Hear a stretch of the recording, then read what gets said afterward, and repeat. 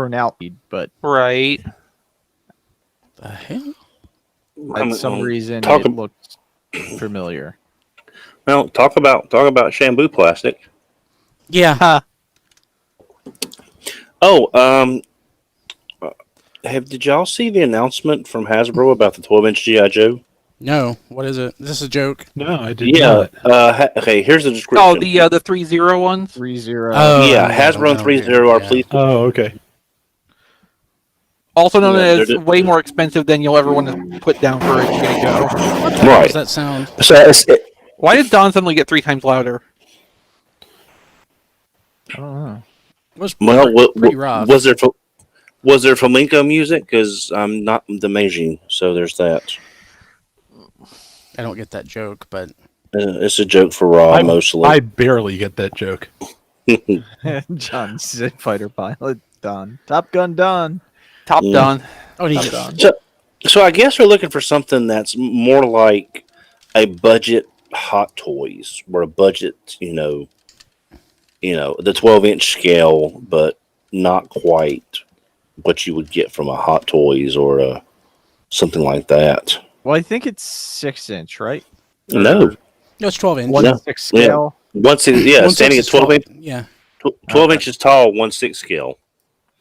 Which Whatever is happened sort to of that Super 7 line of GI Joe they're doing? I've seen like packaging mock-ups for it and nothing else. I don't even remember that. I'll dig it up. It's happening. Yeah. I mean, I don't know. I would buy one of these Joe figures if it was like a really niche character that I liked, but Snake most of them- Eyes. Snake Eyes. You can't even Yeah. mention that. But I mean, it's He's obscure. but I mean, my favorite one is Fast Draw, Oh yeah. and my favorite vehicle is the Arctic Blast. So it's like, Well, you remember you remember that period when it was the comic was called Fast Draw in G.I. Joe? Yeah. no, Totally. no, G.I. Joe starring Fast Draw. yeah. Mhm. I mean, when you got a comic that kills Quick Kick of all people, it's like you Oh, kill that Quick happened. Kick. Was that the Cobra Civil War? Well, all I know is someone killed Quick Kick and Doc, and it's like you kill. I think that was. Doc. I think that was the Cobra Civil War. If I remember It's right. like you don't kill That's Doc. been years since I read that though. Don't quote me. that's like kidney punching Fluttershy. They or killed something. everybody You in just the don't comic. do it. Everybody basically died in the comic, but just nobody came back except for Dr. Mindbender, who was cloned, and In G2 in the G2 series. yeah, and who else came back? Did they ever collect it? Yeah, I'm sure they finally got that collected in the Joe comic. That was a weird way to reintroduce Generation 2. It was fine, I guess. I mean, it made sense at the time, you know. Yeah. Oh, Brian, did you ever get your Fun Pub set that had the Dr. Bigglesworth Jones figure? Biggles Jones. Did Biggles I Jones. buy that? Well, I remember you were wanting it. It's just you kind of only wanted like the clear Megatron, and you wanted the Ravage, and you didn't want Probably the the whole Rat set. Bat. Yeah. I don't know. Let me check eBay. I don't think I did. Okay. I don't remember them making Dr. Biggles Jones. I guess I completely forgot. Yeah, that. she was in the set that included the translucent. It was one the of Legends the class last- Mega. It was one of the last things Holy Fun Pub crap! did. She goes for $80 by herself. Yeah. Well, that's not what she goes. That's what she's selling for. 2-ish years ago, there was a shop in the Nashville area that had that set sealed on shelf, and they wanted, I think, $180 for it.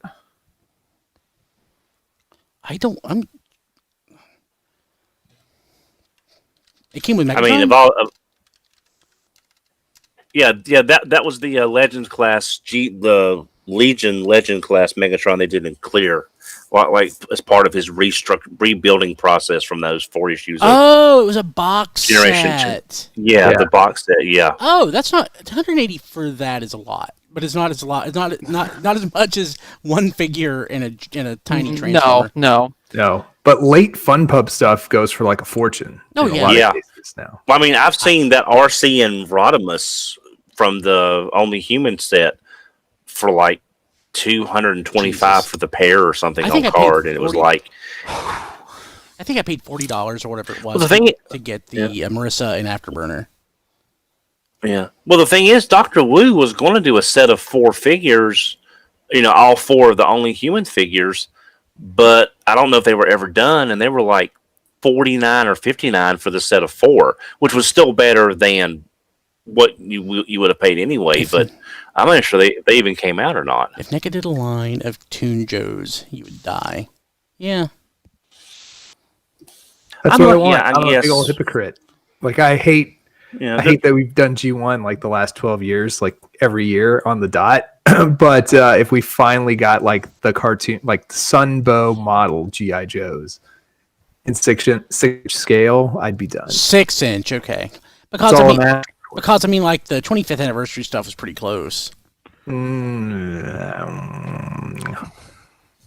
6-inch. 6-inch. That'd be perfect.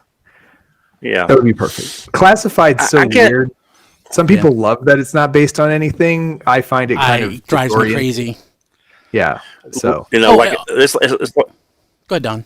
Don's lag. It's like they're trying. Sorry, I didn't realize I was lagging again. It's sort of like they're trying to hit that middle road between toon and real world, so that way they're not leaning heavy into one or the other. So what I did They're notice, trying though, to have it all. Yep. What I did notice though is that the retro line is based on Classified, because Roadblock's face looks like the Roadblock we've never seen before from Classified.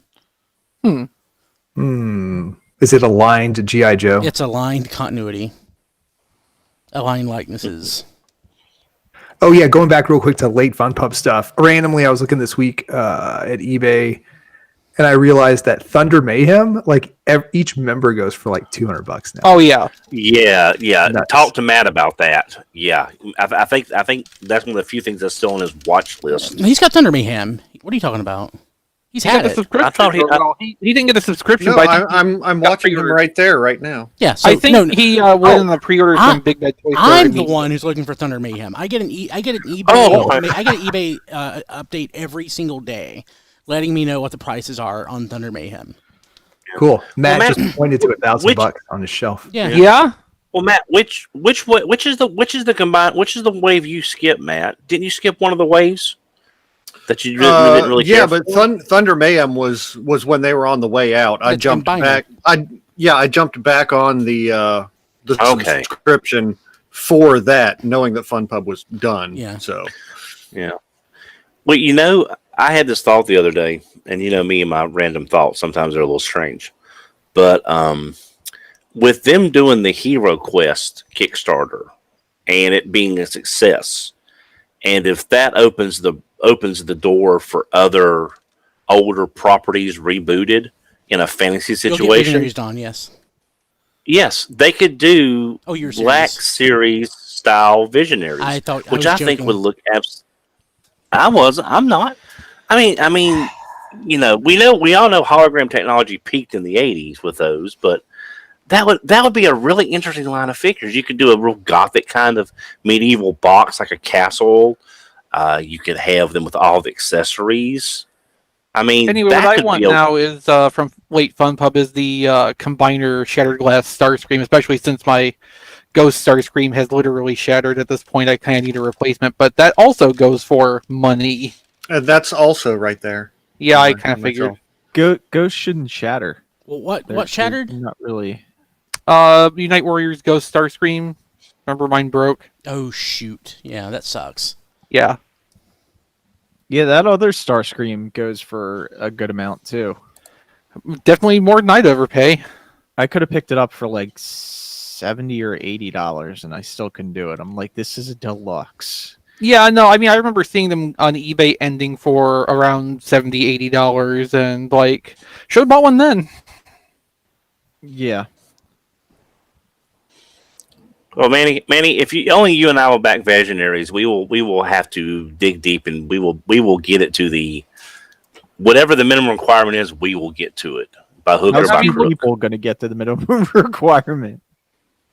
Just watch us, us Visionaries fans. Where sometimes we just have to work a little magic to get things done. It's gonna be a long show. Yeah. Hey, fortunately, we don't have a ton of news. Blade. Put Or a the Micronauts third-party figure in with panel. every vision. Oh, I don't care about anything Oh. I saw from the third party panel. Oh, Not a there's thing. something I do want to. Star Convoy. There's some. No. No? Oh, wait, it's Don. Sorry. Wow. Oh, that's fine. There is one thing I want to bring up that I'm really super hyped for. What is it? What is it? You don't know? We'll save it. We'll Okay, we won't put a link or anything in the show, but we'll talk about it. Okay, I would like to. Did anyone get a link to that the comics the Unite Wars comics link for their Autobot Spike thing? What? Hoo-ah? I completely don't. I've been seeing it. I've been seeing it on Twitter all day. I'm confused. I saw what I thought. I saw something I thought was fan art. Did I mistake something? Who retweeted that? I think it was Brickinator. Okay. Also, apparently, Ozformers is getting a reveal of some. That's new what I figure. was thinking of. Yes, that was the reveal diecast I was talking about. But that's going to be tomorrow night our time. So Oh, there is something going on. Oh, okay. Because he was like, "Is there a Fan Spider-Man Friday Devastator, thing?" right? What? What was that? what? Oh. I mean, I thought that was like a pretty well-known rumor because we're getting Combiner Wars Devastator as a re-release. I think. Isn't that going around? No, this is a different thing. Oh, it is a different thing. Yeah. Weird. So the is this Autobot X? Is that not like a just a custom pulled together from? I do not know. That's why I was asking if anybody knew anything about it. I think it is.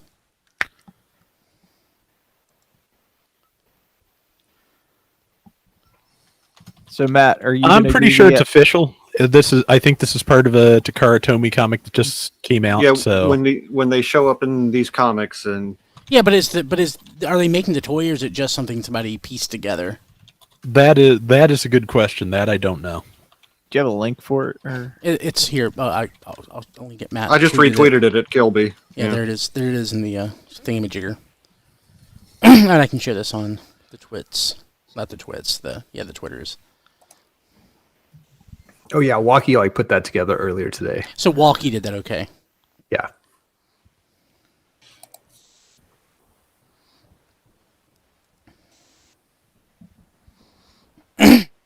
Anyway, Diecast, what were you going to ask me? MMC wrong? Any interest? Nah. No. I know you were DJD. Is that from that DJD era? Era, Not the yeah. error. Yeah. And Wrong's Yeah, not. it's Wrong's not from the number Lost of Light. DJD. No, No, I know it is that. from the same comic run though. But no, once I finish my X-Transbots Stunicons, if they ever come out with a trailer and a G2 Motormaster, I think I'm pretty much done third party wise. I didn't even finish the DJD. It took so long I ceased to care. Do we really have the four limbs in G2 already? Yeah, they're right there. I just mine are all over the place. So I'm like, doing a Brian with video games where I'm like, do I have that? I do that with everything. That's not just video Okay. games. I I almost. know you bought, buy multiple video games. I mean, not always intentionally. I almost rebought something that I have that I bought like a month ago, just earlier today. I had to stop and ask myself if I had it. I'm like, I have it. I need to be able to display this stuff. I don't know if you can see all the boxes, but that came from the garage. Oh yeah. And there's tons more back there.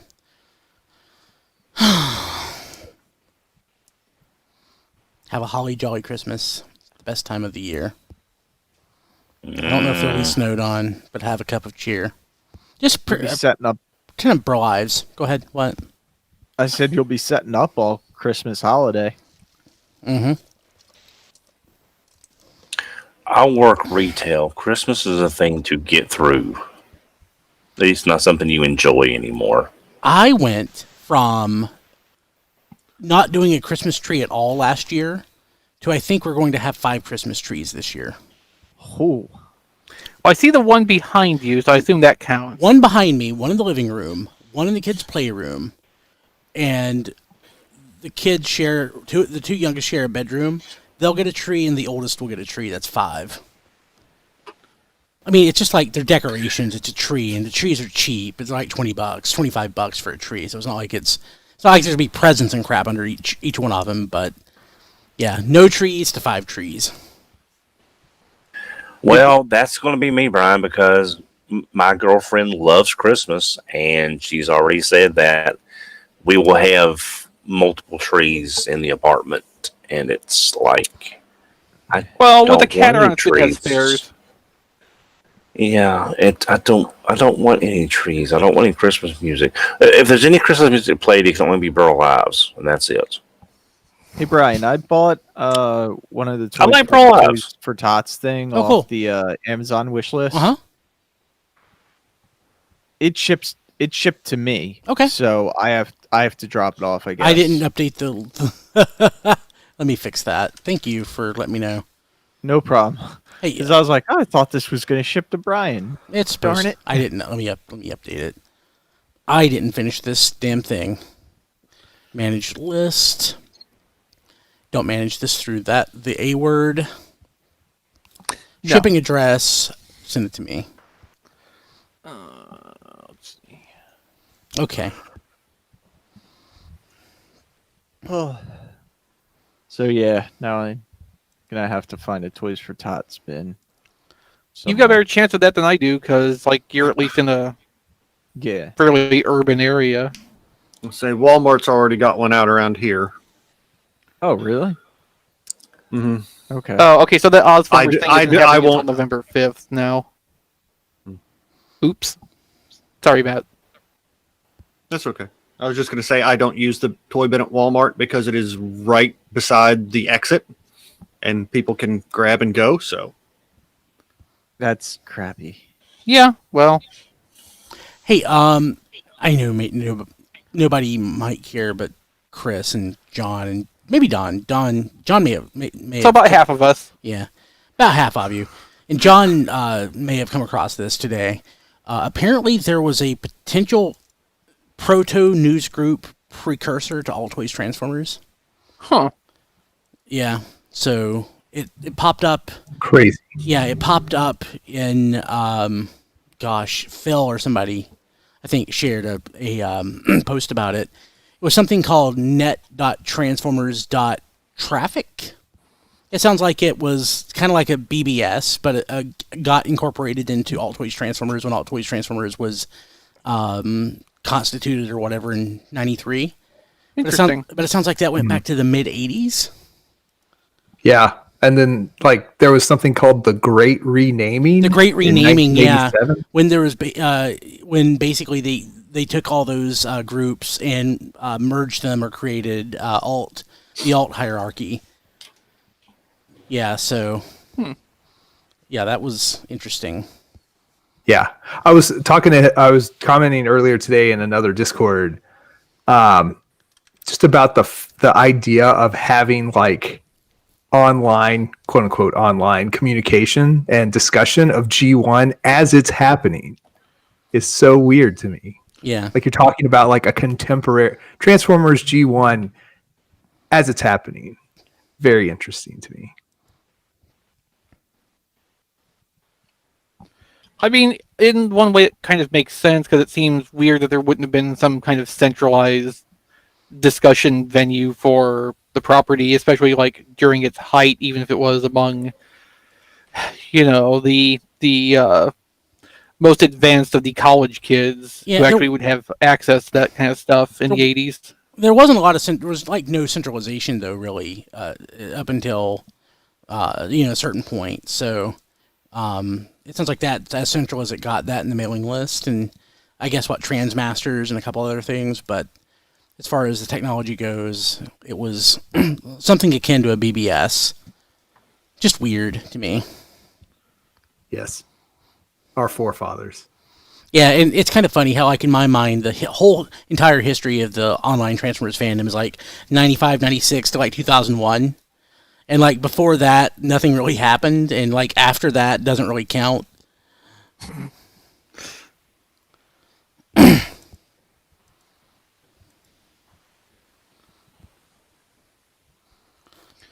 Jared's saying it's interesting to consider that Transformers has some kind of online following from day one. Best I can remember, we've actually found archived the review of the first Transformers comic from when it came out.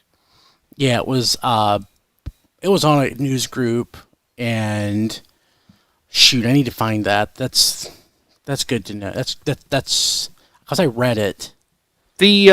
I would imagine the wiki probably has a link to that. Yeah.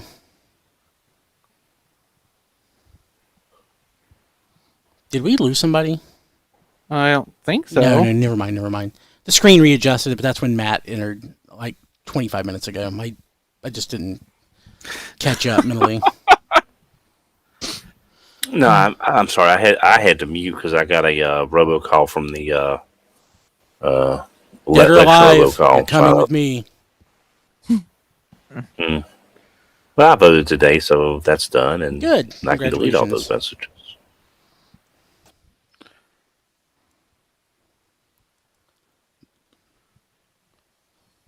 Okay, I'm gonna go grab some more caffeine. Good plan. Yeah, let's see here. Mute. And camera off. Yeah, I ordered 2 of those blue streaks today. Since they went back on Walgreens today.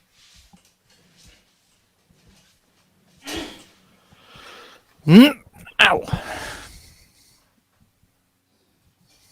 I didn't realize they do the free shipping the store too. That's pretty good. I just bought 2 because of the shipping, and I, got one for a friend. But yeah, apparently you can just do 1 and ship it to your local store, which is a lot easier. Why? Why is it easier? Well, a lot cheaper. If you only want It's easier 1. than finding something to meet the free shipping threshold. I mean, I guess it depends where you live. I mean, my local Walgreens is like 4 minutes from here, so it would be convenient for me, but Not for Matt. I don't want to. It's not No, that I convenient. pass a Walgreens every day on the way home from work. So Oh, really? Mhm. Oh. See, it's even convenient for Matt. now, whether they ever actually put anything out or not is the question. But yeah, I suppose I could have stuff delivered there. I just wasn't even aware Walgreens actually did that. That's cool. Yeah, I just put in the chat. I got all they had last week. Oh my god. Sorry. Well, yeah. Well, he bought 3. Yeah, he bought 3, but he said one was for him and 2 was for his his grandsons. Yeah, so I mean that explains why I can't find any locally. So I mean, because I have been checking religiously, trying to help other people out, and I found Matt's Silver Centurion Iron Man, and I found one for Icon 45, and I found my Moon Knight. Mine has but that. I should have picked it up. There's been no Silver Centurion or the Moon Knight. Silver, both. Okay. I skipped them both. So apparently scalpers don't hit up my Walgreens because I found like 5 or 6 hanger packs of 2020 Topps Chrome, which I've never even seen in stores.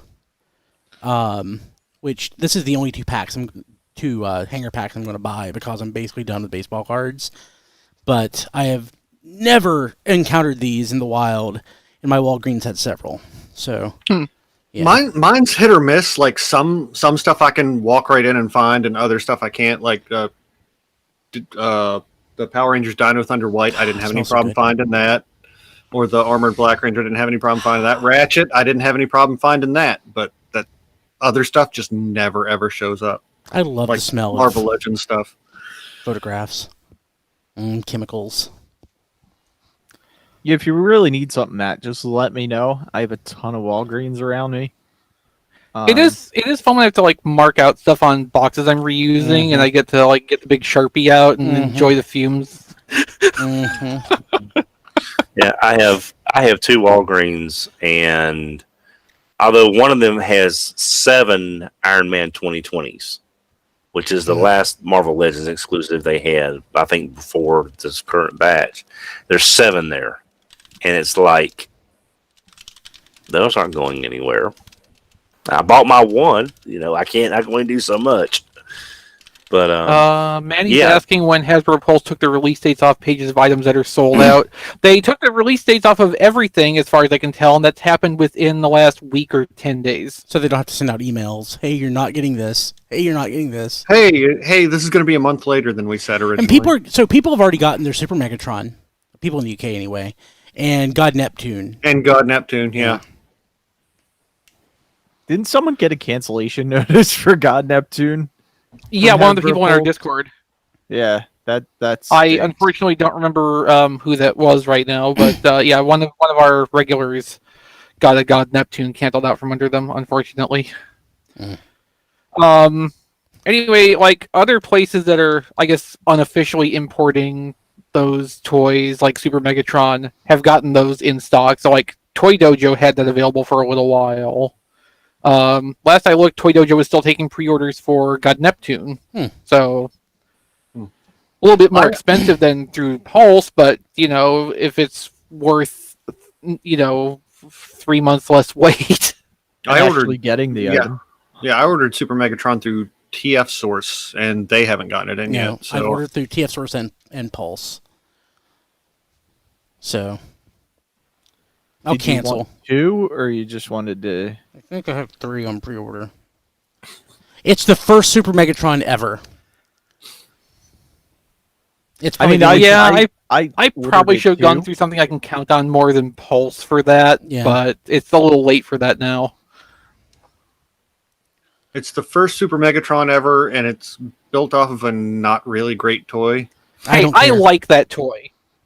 I don't have strong feelings either way, but I don't care. It's Super Megatron. It's something very. It's Super Megatron. Yeah, I'm getting it because of what it is.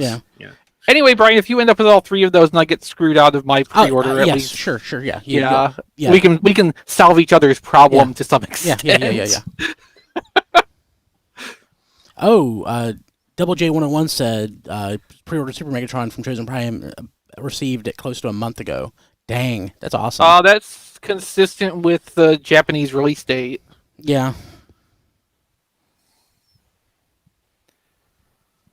Yeah, Super Megatron got pushed back to like December 1st. Yeah, that's so weird. Yeah. I have a pre-order for RC through Amazon Japan, and Amazon Japan has like cutoff dates for certain things that you can't cancel after a certain time. Oh, so, did you see the box? Oh God, I hate it. I hate it. I'm so glad I skipped that. Yeah. Well, Brian, I've been trying to find a Masterpiece RC on Amazon Japan that'll ship to the US, and I still can't find anyone. Well, There's only 1 or 2 listed. Well, they're not doing I don't think Amazon's selling it anymore. I don't think. So you're looking at third parties who are not going to ship it to the US. Yeah.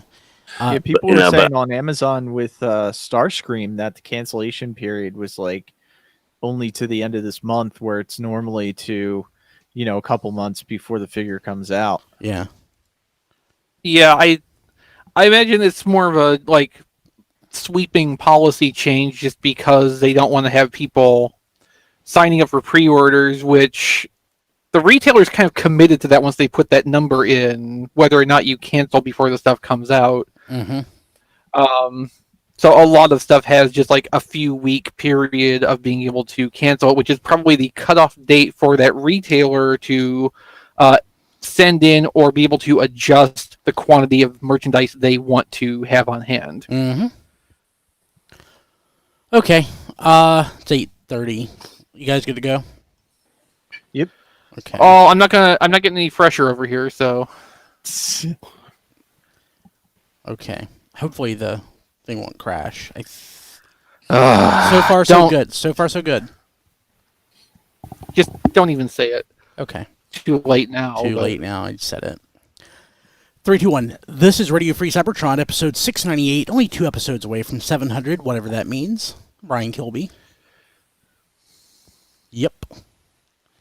So. How's everything going? Chris, are you good? I think 700 means that we've been doing this for too long. It would be if we did an episode per week for the entire duration, it'd be closer to 1,000, 1,100.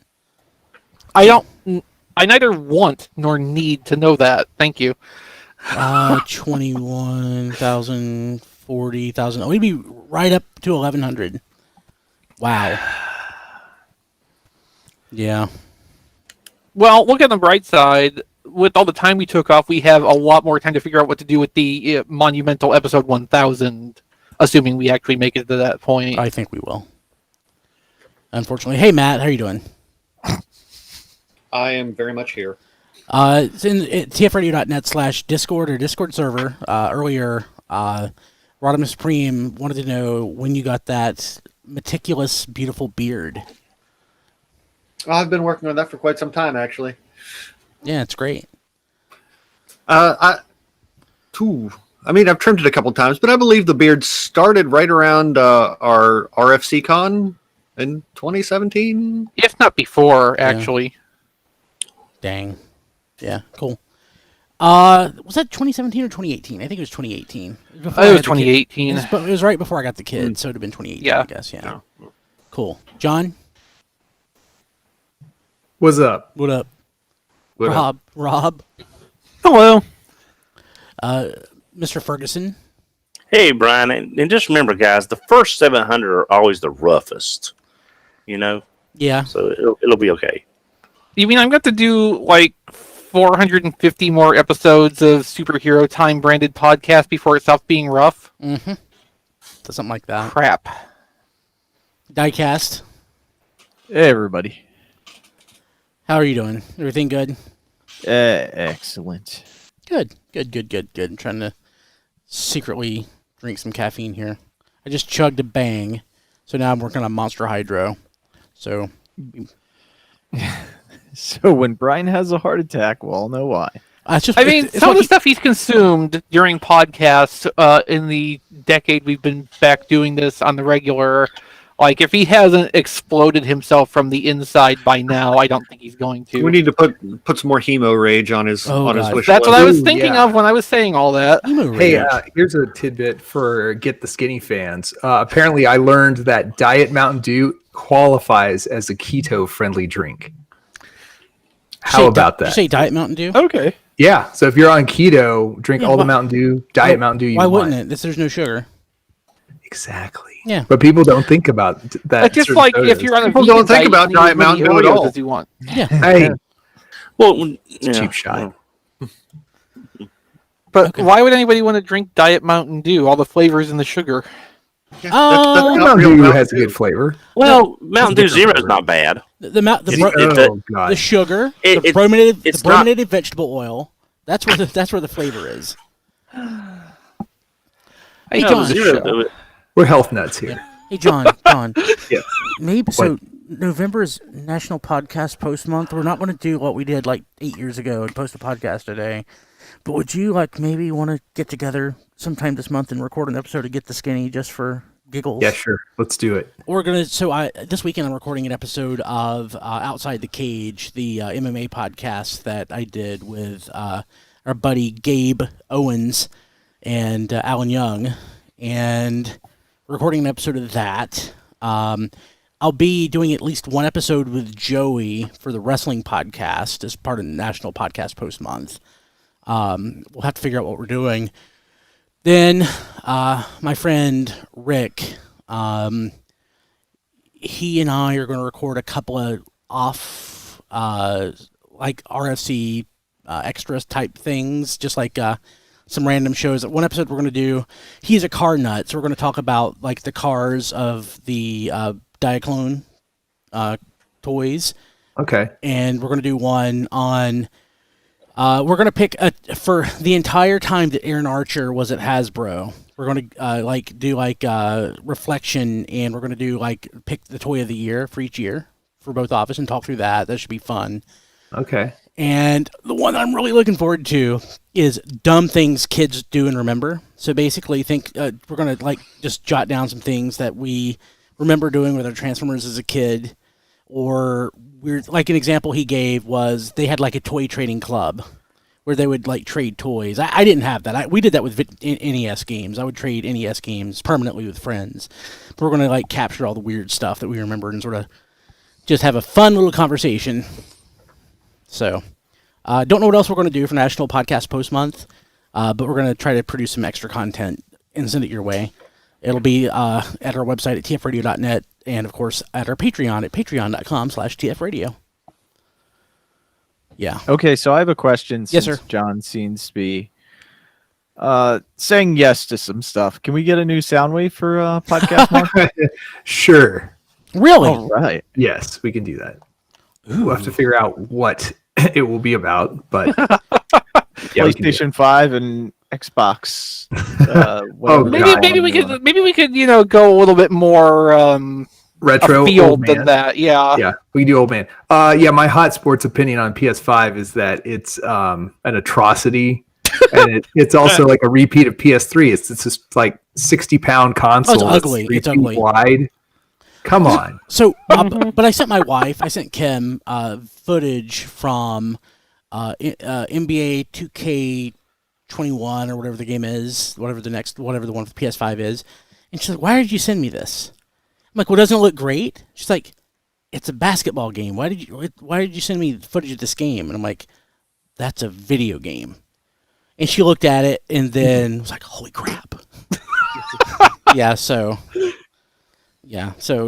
she was impressed. I was impressed with that. So. Oh yeah, for sure. But anyway, yes, we're doing the PS3 again. And Diecast, it sounds like you want to do an episode of There Goes My Money then, if you're trying to press John into doing new Soundwave. Sure. Okay. See, I'm in a good position here because I already had someone press me into doing a show I didn't want to do, and that's already ongoing. And if you're a patron, there's a new episode up this past weekend of that one episode of Star Trek, which is, I think, Deep Space Nine's The Muse. I actually know that off the top of my head this time because the episode I posted publicly today, I almost labeled with all the information for that episode because I got my weeks mixed up. So Jared is asking, and this is a perfectly valid question. Yeah. Speaking of podcast month, have you guys considered making a new batch of Transformers Rewind? We really need to do that. I love that segment. Yeah. Well, we basically broke it off into its own podcast, and I think I have a bunch I never posted to the website that could go into the feed. So that's something to do. Blade is saying make it about the Tiger handheld G2 game, new Soundwave. So. Oh my gosh, Brian, you're gonna have to teach me someday how those even work. Technologically, or how to play them. Well, actually, more about playing them is just like a theory and an idea. Like, in theory they're playable, but I don't even know how they work. There's some kind of weird sorcery. My brain cannot understand how the Tiger electronic games even happen. So how does that happen? Funny enough, I actually put quite a bit of thought into that a couple weeks ago. So I just need to. I can collect my thoughts, and we could talk about that. Yeah. But I think Blade Raider is on kind of, at least loosely, the right track for where a new Soundwave special should go. Like, forget current popular mainstream video game stuff, like offbeat, like left turn kind of things. Like, talk about video game stuff that actually matters to us as weird old people. Yeah. Sure. Okay. We'll figure out something. Mm-hmm. Yeah. John will figure something out. I am putting it entirely on him. So, actually, since we're talking about podcast stuff, if you are a patron at patreon.com/tfradio, we do a weekly podcast for This Week in History, the segment that we used to do on the show. We broke it out into its own podcast. It kind of got stale on RFC, so we decided to retire it. But it's a podcast now. And the angle is we look at back 5 years, so 5, 10, 15, 20 blah, blah, blah, blah, years ago. That way we keep the content new and current as far as we're not doing the same thing every year.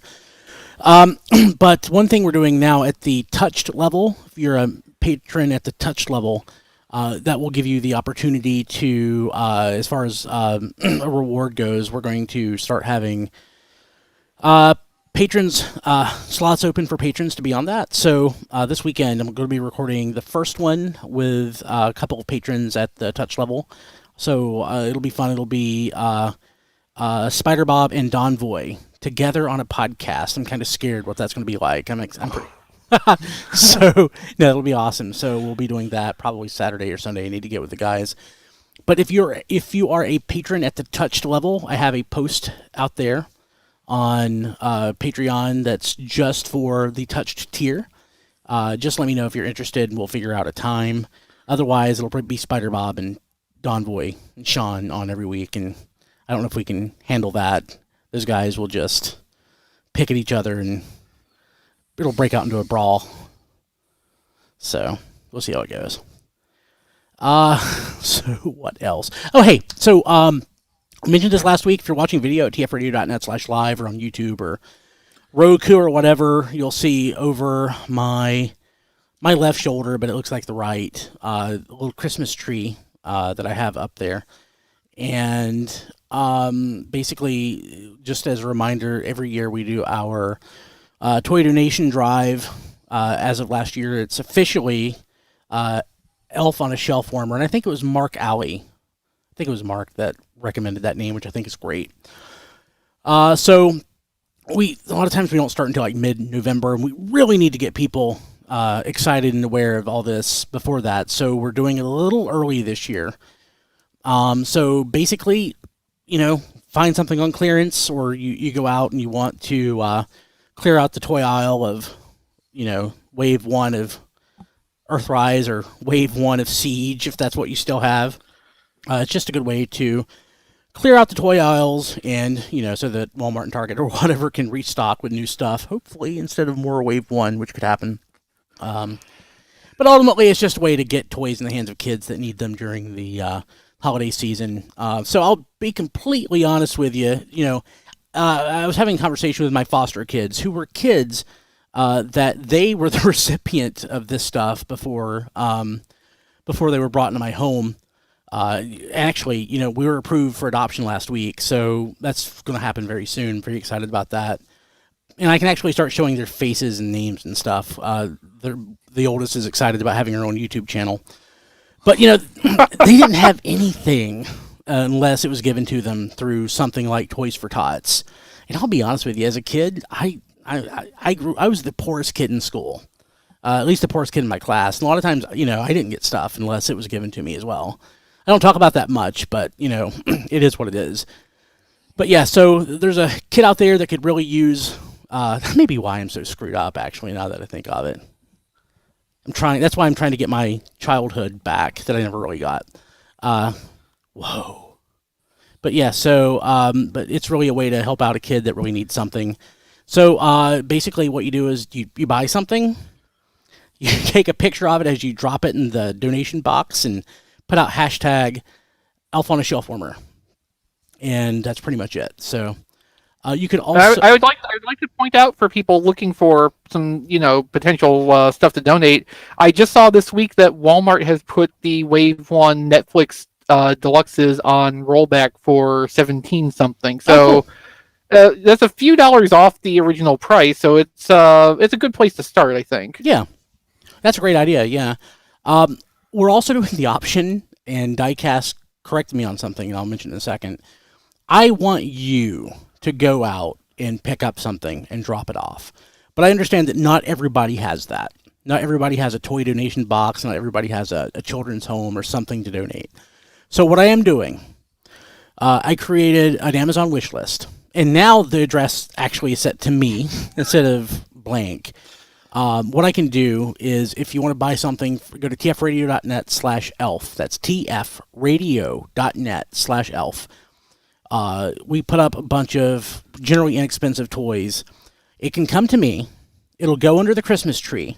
I'll take a picture of it and share it out on Twitter or whatever when it arrives. And when I donate, put it in the Dropbox, we'll take photos and share it out. That is not an affiliate link. I don't get a cent for it. Cost for travel and everything will be on me. But if you don't have a way to donate yourself, or you're just lazy, you don't want to, I get it. tfradio.net/elf. It'll take you to an Amazon wish list where there's generally speaking stuff. So there you go. Pretty excited about that.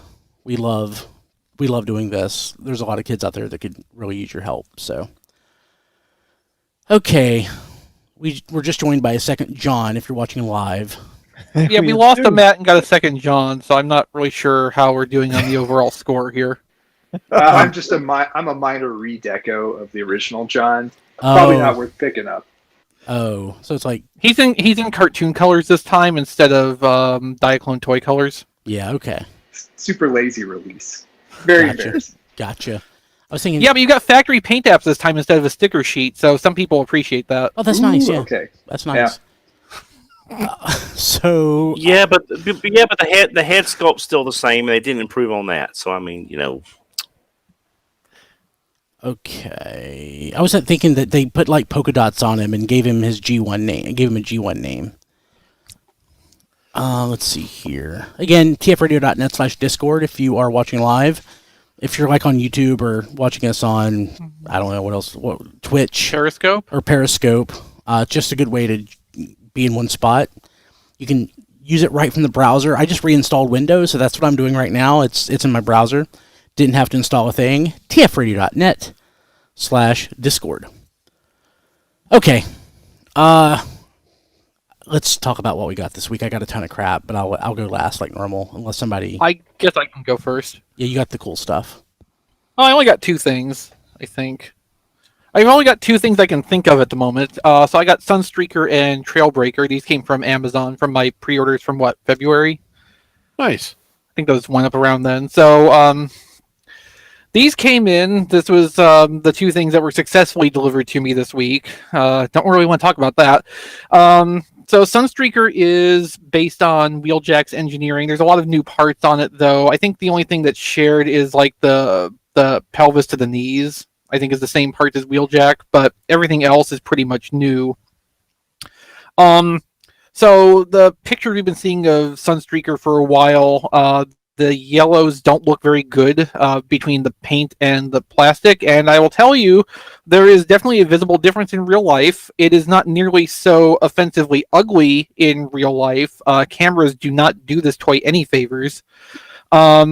If you go to my photography Twitter at Play with Photos, I posted a couple of test photos I did of this where I was working through development presets in Lightroom to try to get the colors to at least accurately represent the difference between the paint and plastic colors, even if I couldn't get the shades quite right, because this yellow paint on here is something else, man. Like, it looks so much lighter in tone than the plastic in real life, but it keeps coming out darker than the plastic in the photos, and I can't figure out any way to actually solve that problem because digital color space just sucks. The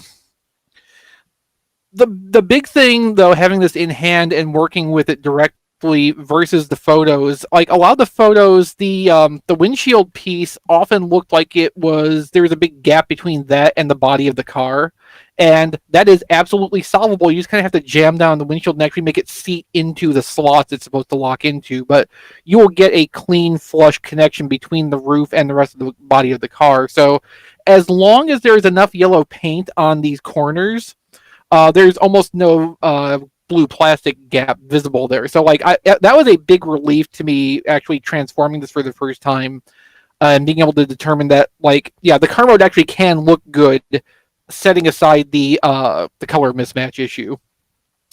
As far as how the toy works, most of it works much the same as Wheeljack. The legs are a little bit different, and the toes. I talked about this on I think like a Toy Detective special or something on the news desk feed. So Sunstreaker has car hood details on one side of the feet and more car hood details on the other side of the feet. That's how they make the transformation work. Oh wow. It's weird though, because then you get these like weird curved feet in the front, and the toy stands fine. It doesn't look like it should, and the feet look kind of awkward this way, but it seems to work, and it's, it's just more like insulting to my intelligence that they put double hood details on there just to make it transform a certain way. So one last note on the yellow plastic. The yellow plastic looks like American cheese in most photos. It doesn't have quite that kind of a sickly orange quality to it in real life. It looks actually pretty good in hand, and overall the reused engineering and stuff has done pretty well, and I'm excited to get the spin out and cordon 2-pack to actually get a set that probably has better matching colors between the plastic and the necessarily painted surfaces. Not going to be cordon. Well, it could be. White's not that big of a deal. It is on Runabout. Is it? Yeah. Oh boy, I haven't seen Runabout yet in person, so I guess I have that to look forward to. No, wait, Runabout's the black one. Runamuck, you probably mean. Run amok. I'm Yeah. sorry. Don't worry about it. It's hard. At least you didn't call it Triptychon. It's hard to keep the battle chargers straight. So yeah, Sunstreaker is overall pretty good. It's just that whole like color match issue that's gonna be a stumbling point for some people. Now Trailbreaker is much less different from Hoist than Wheeljack is different from Sunstreaker. But it's pretty nice too. Like a lot of the parts fit on this feels smoother than on Hoist. With Hoist, I felt like I was going to break something every time during transformation, like whether it was the way the hood locks into the lower body to form the chest. But like that's actually, if you do it the right way, it's actually a lot easier on here because the parts move more freely. And one thing I like that's different on here is this is Trailbreaker's camper shell, and it can tab on a hinge. So you have kind of a backpack thing here. So if you want to hide away the roof lights or the shoulder cannon, you can just kind of tuck it into the backpack like that, and it looks completely clean. Or you can have both of them out over the shoulders, and the backpack will still close up. Now, what I don't like is how close into the head they are, and the roof lights are kind of offset to the side and low. I don't really like how that's positioned, but there's not really anything to do about the way the toy is designed. Like even replacement parts wouldn't be able to really help that much. Like it's interesting to have those there as extra details, but they don't really look particularly good how they ended up turned out. So I'm happy that there's the hide them in the backpack option. Beyond that, there's a new hand weapon that does the same thing Hoist does, where it just plugs down under the hand and looks like permanent non-hand attachment. Hoist was round. This is a square, so big difference. And other than that, and the actually really nice Trailbreaker head that the camera focused on, it's not any different from Hoist. Obviously, this one doesn't have obvious color matching issues because it's all black plastic. And you don't really notice like the tone shifts in that the same way the green did on Hoist. And where Hoist had the like silver scrapes on the front of the hood, Trailbreaker is completely clean. In truck mode, like you can have the camper shell on or off, just depending on your preference. I appreciate that too, even though he should have the camper shell on. Like if you want to have him look more like just an average pickup truck, that's totally an option. And like they did, I can show you on the side panels on the arms here. Like they got Trailbreaker's little like early '80s multicolor slanted line deco on there, looking pretty nice. That looks really clean in person, vibrant colors. So it hits all the major details. I'm happy with this as a Trailbreaker, especially since he's big. It's not like the 2013 one where he was one of the shortest deluxes in the line that year. So Don is saying in our internal chat that the doors on Trailbreaker might actually be dark brown plastic. If so, the camper shell is also. So let me try to find something better to compare with here. Yeah, Don, you might be right about that actually, but since I've been able to like handle this and mess with it and even have it in truck mode, and that hasn't really stood out to me, at least in person, looking directly at it, that's not particularly evident. Now, if the cameras end up exacerbating that some, we might have another Sunstreaker issue with that, but even more than Sunstreaker, that's not something you're going to probably notice very readily just having the toy on the shelf in front of you. Is your heart handy to compare it to? My heart? Yeah. Your black heart. Oh, I see what you did there. Yeah. Anyway, that's all I got this week. I'm happy with them. I was looking forward to Run Amok and Fast Track, but Diecast now has me a bit suspicious of Run Amok. So I guess we'll have to see how that works whenever I get those shipped to me. Sweet. All right, well, I'll go since he was talking about Run Amok. Because it's actually one of the only ones I opened. Where'd you get that from? I got this from Target. What? So wait, it came in the mail through Target. You ordered it. No, at the store. They had it at the store. Yeah, my friend Rob actually found it at our local Target. I haven't come across any sightings for that. At least not that I recall. Yeah, they've been cited at Target. Okay. I only look at Twitter, so if it wasn't shared on Twitter, I wouldn't know. Okay. He has some feet. He has some heels. Well, that's what the Battle Charger's supposed to have, Yes, though. that's vestigial G1 toy. Yeah. Yeah. So I was kind of shocked by that when I took it out of the package. I was like, wow, holy That's awesome. fake wheels. And then the only thing that really doesn't match in car mode is the hood for me, or the front windshield, and the roof. It's really off, but in robot mode, you can't tell. So I'm actually pretty happy with him. He's really good in robot mode. There are some gaps on the back that you can see. His legs are a little bit gappy. But other than that, I mean, he's pretty nice. And all the joint tolerances are pretty tight. So nothing floppy, nothing wrong, that way. I like him. That's good. Yeah, that's good, especially since you're going to be getting another one of that mold. Yeah. And it's currently on sale at Target if you can find it in stock for $18. So. Yep. Yeah, and Amazon dropped the price of my pre-ordered Fast Track down to 17 something since the last time I looked too. And I also got Trailbreaker and Fast Track. So I got both of those. Pity you didn't open Fast Track. Yeah. Off topic, I got the blue Iron Man just because I liked how he looked. He's from that's not like that's not what's her name with the egg, the steamed Rescue. egg. No. Okay. No.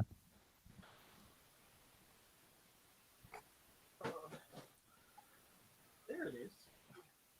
I found Sunstreaker. He was under. Oh. Under the pile.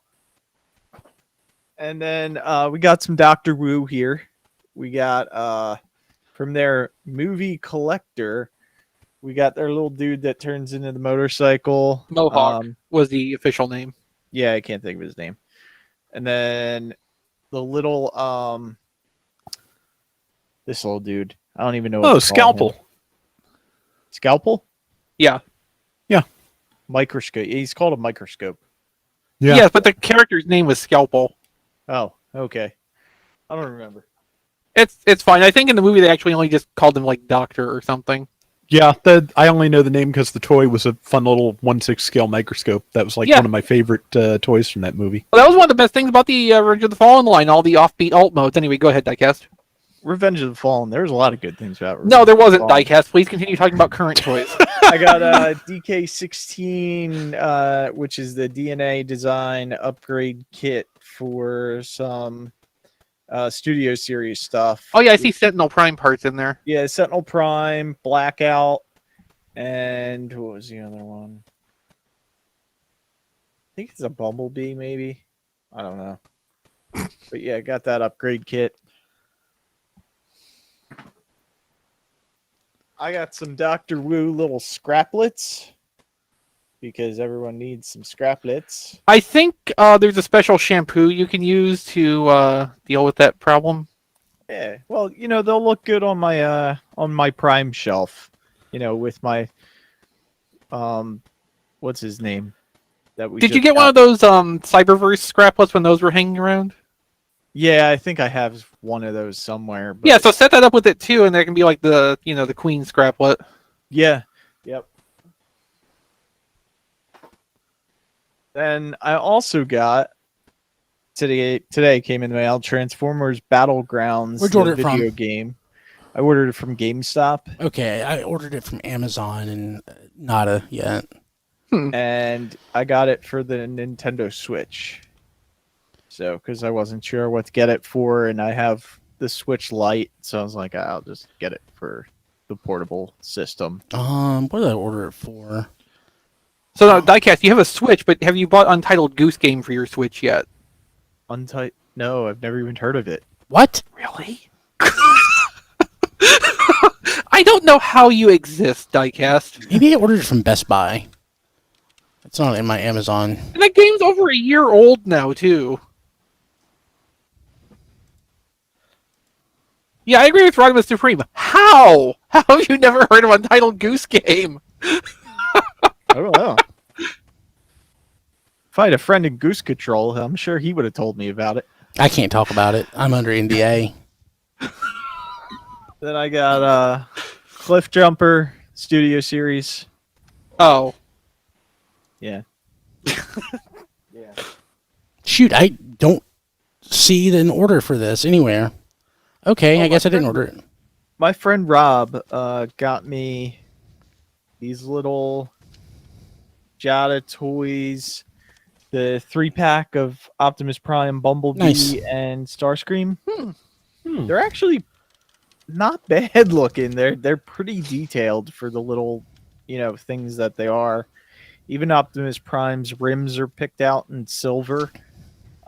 So, I gotta say, for the size of these things, because they're pretty tiny, the paintwork's not bad. Cool.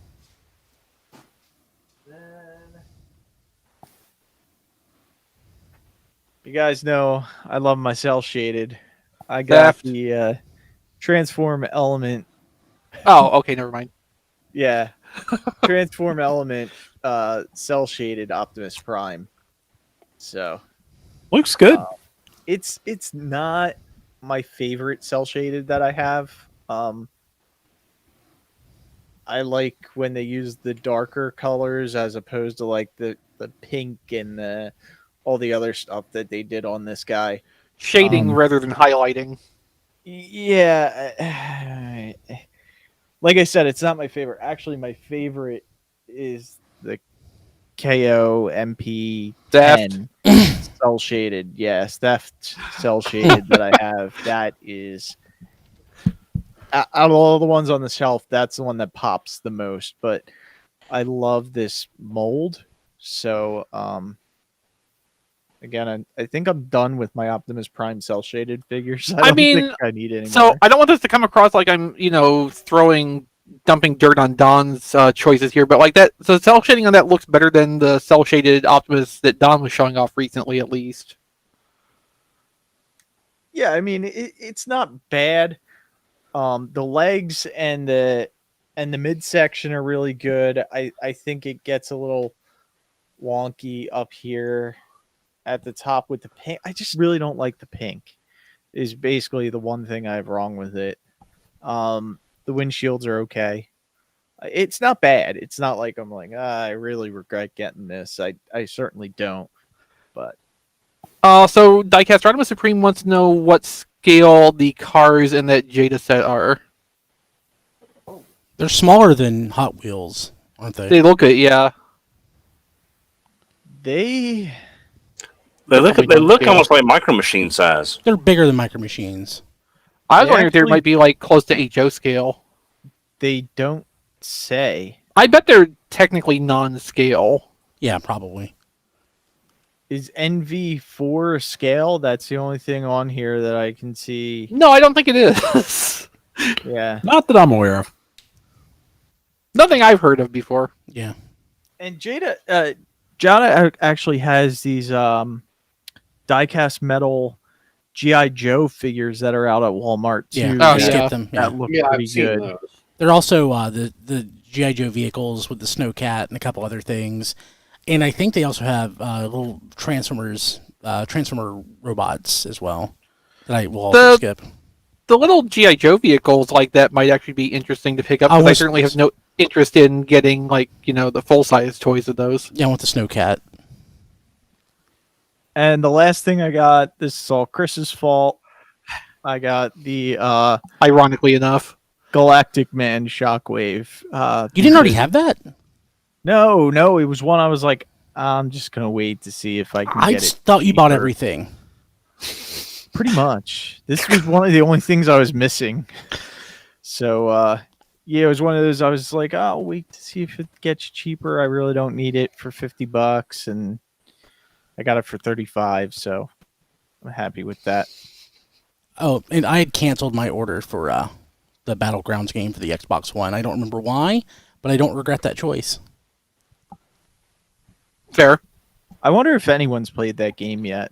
I was just like, it's a Transformers game. When's the last time we had a Transformers game? 2015. Really, 2012. Well, Devastation was the last one that came 2015, out, right? but yeah, he's joking. So, He doesn't count that. and it was only $40, so I wasn't Actually, like, I forgot it existed, Oh, and I have it. Now a little new Soundwave here. If you're going up to PS5 or whatever the new Xbox is called, Xbox confusing. they're gonna be, those games are gonna start at $70. Oh, so it's like 1993 all over again. Yeah. Yeah. So so I forget there are young people who listen to the podcast. When we were kids, new video games like in the 16-bit era often ran $70 or $80, and that is way more than the $70 or $80 that you're spending now, kids. That's like $120. Yeah, especially things that were more visually intensive tended to have that premium associated with them. It came, The systems didn't cost nearly as much, though. I Also actually battery don't back remember games. that.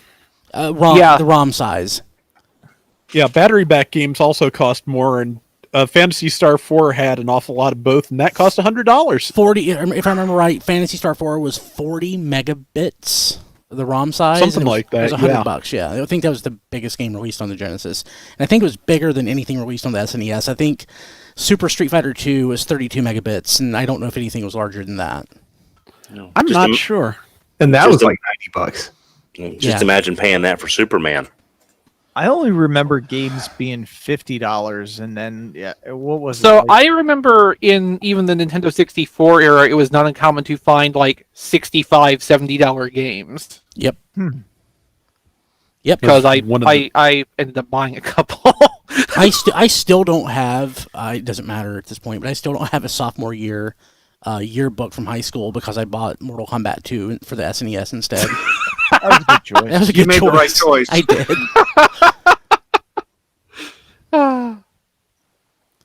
Okay, who else? I just got one thing. So I got the only thing that mattered this week was Earthrise Blue Streak. Sweet. Nice. First time I've handled this mold because I can't find Smokescreen anywhere. I'm waiting on a pre-order that may eventually come in. I really, really like Blue Streak. He is excellent. The lower legs being comprised of clear plastic is absolutely terrifying. Not a fan of that. But that's the only complaint I have with it. I love this thing. Yeah, I seem to have the same problem as the same problems Chris had, where the shoulders don't peg down like they're supposed to, and in car mode his roof does not sit flush. Okay. But it's not a deal breaker. It's passable. It's fine. And Yeah, it's so minor. Yeah, the shoulders don't bother me at all, really, because he just gets better range that way. Yeah. If it was a case where the shoulders were vital for keeping the hood in place in robot mode, I would be really more distressed by the looseness of that connection. But as it is, it affects I nothing. complain about it just because I have to say something bad about it.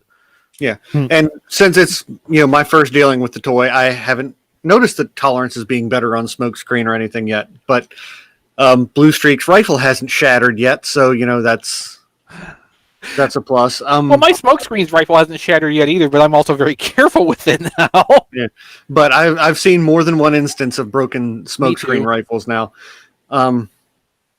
The colors look great on them. I am super happy with this, and Smokescreen is Blue Streak is my favorite of the Dotson family anyway.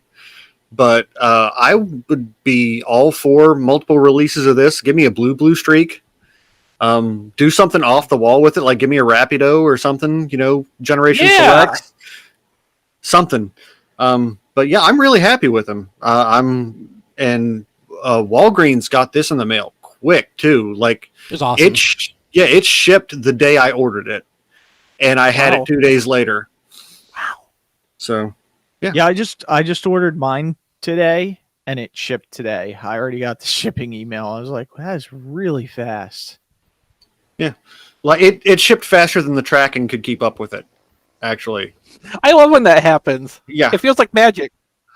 So, but yeah, definitely looking forward to getting more of this mold family. I really like it. I am so glad I skipped all the Siege ones. Did not buy one Siege Dotson family. I shouldn't have either, but how was I supposed to know? Like it is the best feeling of dodging that bullet. So Yeah, because No, not Dotson. Yeah. When Siege came out, we're Maybe all like, some. well, we're getting these now. There's no way we're going to get these in the next. Right? That's Yeah, how how next- normal Transformers logic works. But Yeah. I wasn't even thinking about that. Like I waited to get Sideswipe because I thought maybe they would do another one. But I didn't even think with the Dotson ones. I just didn't get the Siege Dotsons because I didn't like the way they looked. Yeah. Like Prowl was the first one that came out. I saw him on a shelf and it looked like a Cyberverse toy. So I was just like, you know what? I'm out. But yeah, love the Earthrise version. Looking forward to getting more. Sweet. Rob, did you say you had something? Yeah, I got a couple of things that at this point they're repeats of things everybody else got, so I'll be Me brief. too. Thanks to Mark Alley, I did get Walgreens Blue Streak. He was supposed to be here like the day of the show last week, or or possibly the day after. But we're still in the middle of sabotaging our post office, so it didn't happen until Monday. Jeez. But yeah, really nice figure. Really do like it. Looking forward to getting the rest of the Dotsons. I also did get when Chris posted the link on Twitter, Galactic Man Shockwave, which also really like that. There is not a bit of weathering on that. It is totally clean. He also goes really well with Corpse Optimus Prime. Yeah, that's true. Yeah, I guess it would. Yeah, but both really nice figures, and I'm happy with them. And thanks again, Mark, especially for getting that to me. Sweet. Don?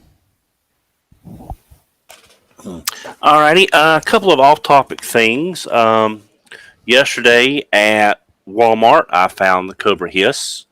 I'm not buying a lot of the Joe stuff, but I've always thought the Cobra Hiss was one of the best vehicles because it's so simple in design, but it's so striking in profile. And I've got the Valor versus Venom, the Crimson Guard set from a couple of years ago, and this will be a nice companion piece to go on the shelf ago? with that. Like 16 I years can't ago? remember. That's all relative, Maybe. Don. It's all relative, yeah. But so I it's like I wouldn't want the All Striker because it's just a Jeep with a gun. But the Hiss is a little bit more iconic to me, so I got And that. that packaging looks so good too. It does. It's That's beautiful. again. It's not. It is. I also picked up the Marvel Legends. I found the Game Reverse Star Boost Armor Iron Man, which I think is a really nice looking armor, and it's not just a plain another gold and red one. So I picked that up. But the most important off-topic thing of any discussion, Okay. Thunderstrike. Oh, congratulations, now- Don. I now have my Marvel Legends 6-inch Thunderstrike, You just need and Power I am Pack ecstatic, and except Spider-Girl. And Jack of Spider-Girl Hearts. And Jack of Hearts. and Jack of Hearts and the Slingers. Let's not forget the Slingers. I would probably buy which the they can easily Slingers. work in. Which they can work in. The It's two downside sets. is that he has a lot of trouble holding his mace because they sculpted his right hand to hold the mace. Eric is left-handed, so it's very anymore. difficult to get that. Yeah, so he does come with the second hand, but it's a closed fist hand for the left. So again, fanboy gripe aside, he has a little trouble holding his mace, And the mace doesn't have the world's stoniest heroes. It doesn't have the sculpting on it, but I wasn't expecting that. What does this mace say, But, Don? I know you have it memorized. The world still needs heroes. That's what's on the one of the flat edges of Thunder Strikes. One of the three facings is that's Okay. what's inscripted on there. Three facings of But darkness. anyway, that's what I got. Yeah, so that's what I got off topic. On topic, thanks to my wonderful girlfriend who was at a Target out of town. She picked up for me the reaction sleep I mode have yet to Optimus see any of Prime. those at Target. Again, my local Target has had these. I keep checking in the Transformer section. I keep checking in because she found these in the Transformer section at the Target she was at out of town. But I also keep checking the collectible section. But all I see there is the reaction Back to the Future. On Twitter, So there's she been got- photos of other people's Targets, like in real cities or something, and they'll have that, like those and other things. But like, I've not once. Well, she said there was 10 or 15 of these on the shelf because she also picked up the hairy chested version of Megatron, which is actually the pose is the same on the card, but the coloring is different with the rainbow colored background. Wait, hairy than chested, so the it's regular release. It's like the G1 toy. Is that what you're saying?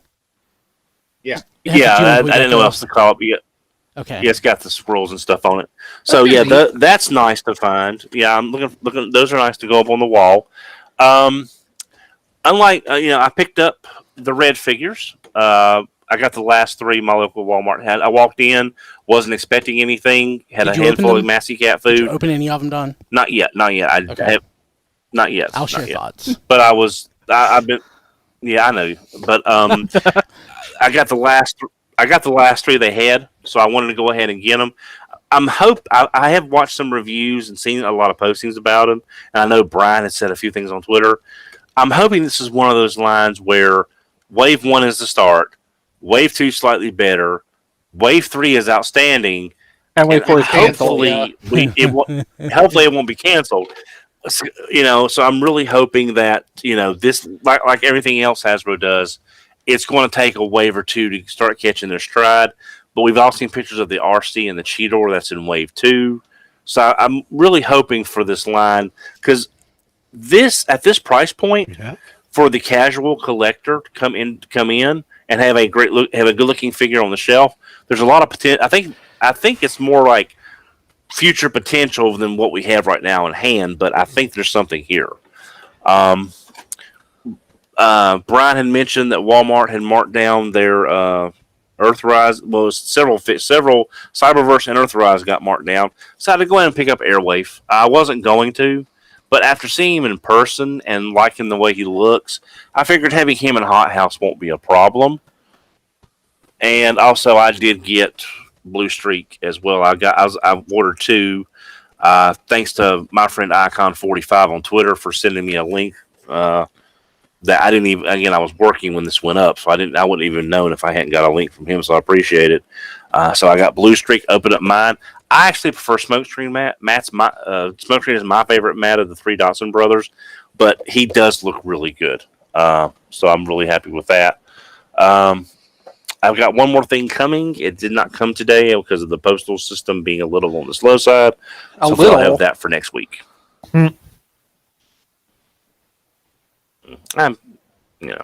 Stuff happens. Cool.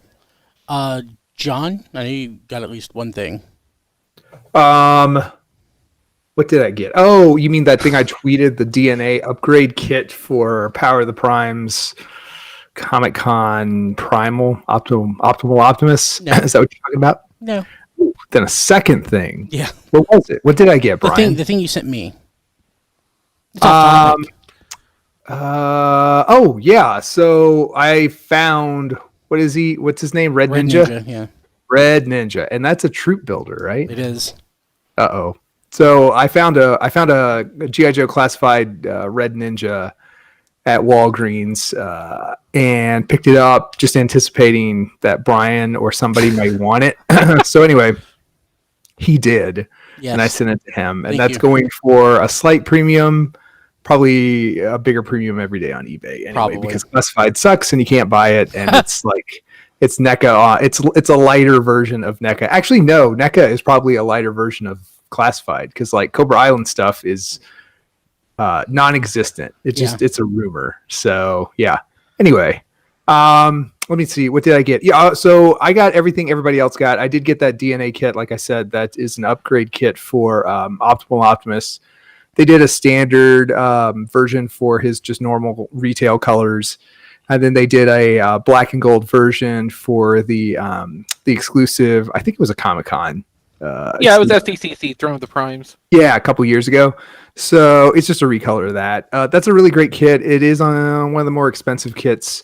And it's because it's got a lot of stuff in it. So it's got new armor for him. It's got larger wings for him. It's got an extra wheel, like a transformable wheel for vehicle mode. Basically, it adds like a fully formed vehicle mode for him. All that stuff like attaches to him and fully integrates with the toy. So it adds a fair amount of just bulk to him. Looks really good. Couple giant guns, couple of swords. It's a really nice kit. It is not cheap. And so, value is not in the equation here, but if you really want to kind of like workshop a toy and finish it out, it is a good kit for that. I did have a question though, for two of you. So last week, Diecast was asking me for tips on buying NECA stuff. And this week, Brian tweeted shamefully a picture of a Target basket with 3 of them in his cart. So I want to know, what's the deal? Are you guys like shadow collecting this? Did my stories of pain and tragedy somehow like inspire you, or are you scalpers in the shadows? What's happening here? They were there and I bought them.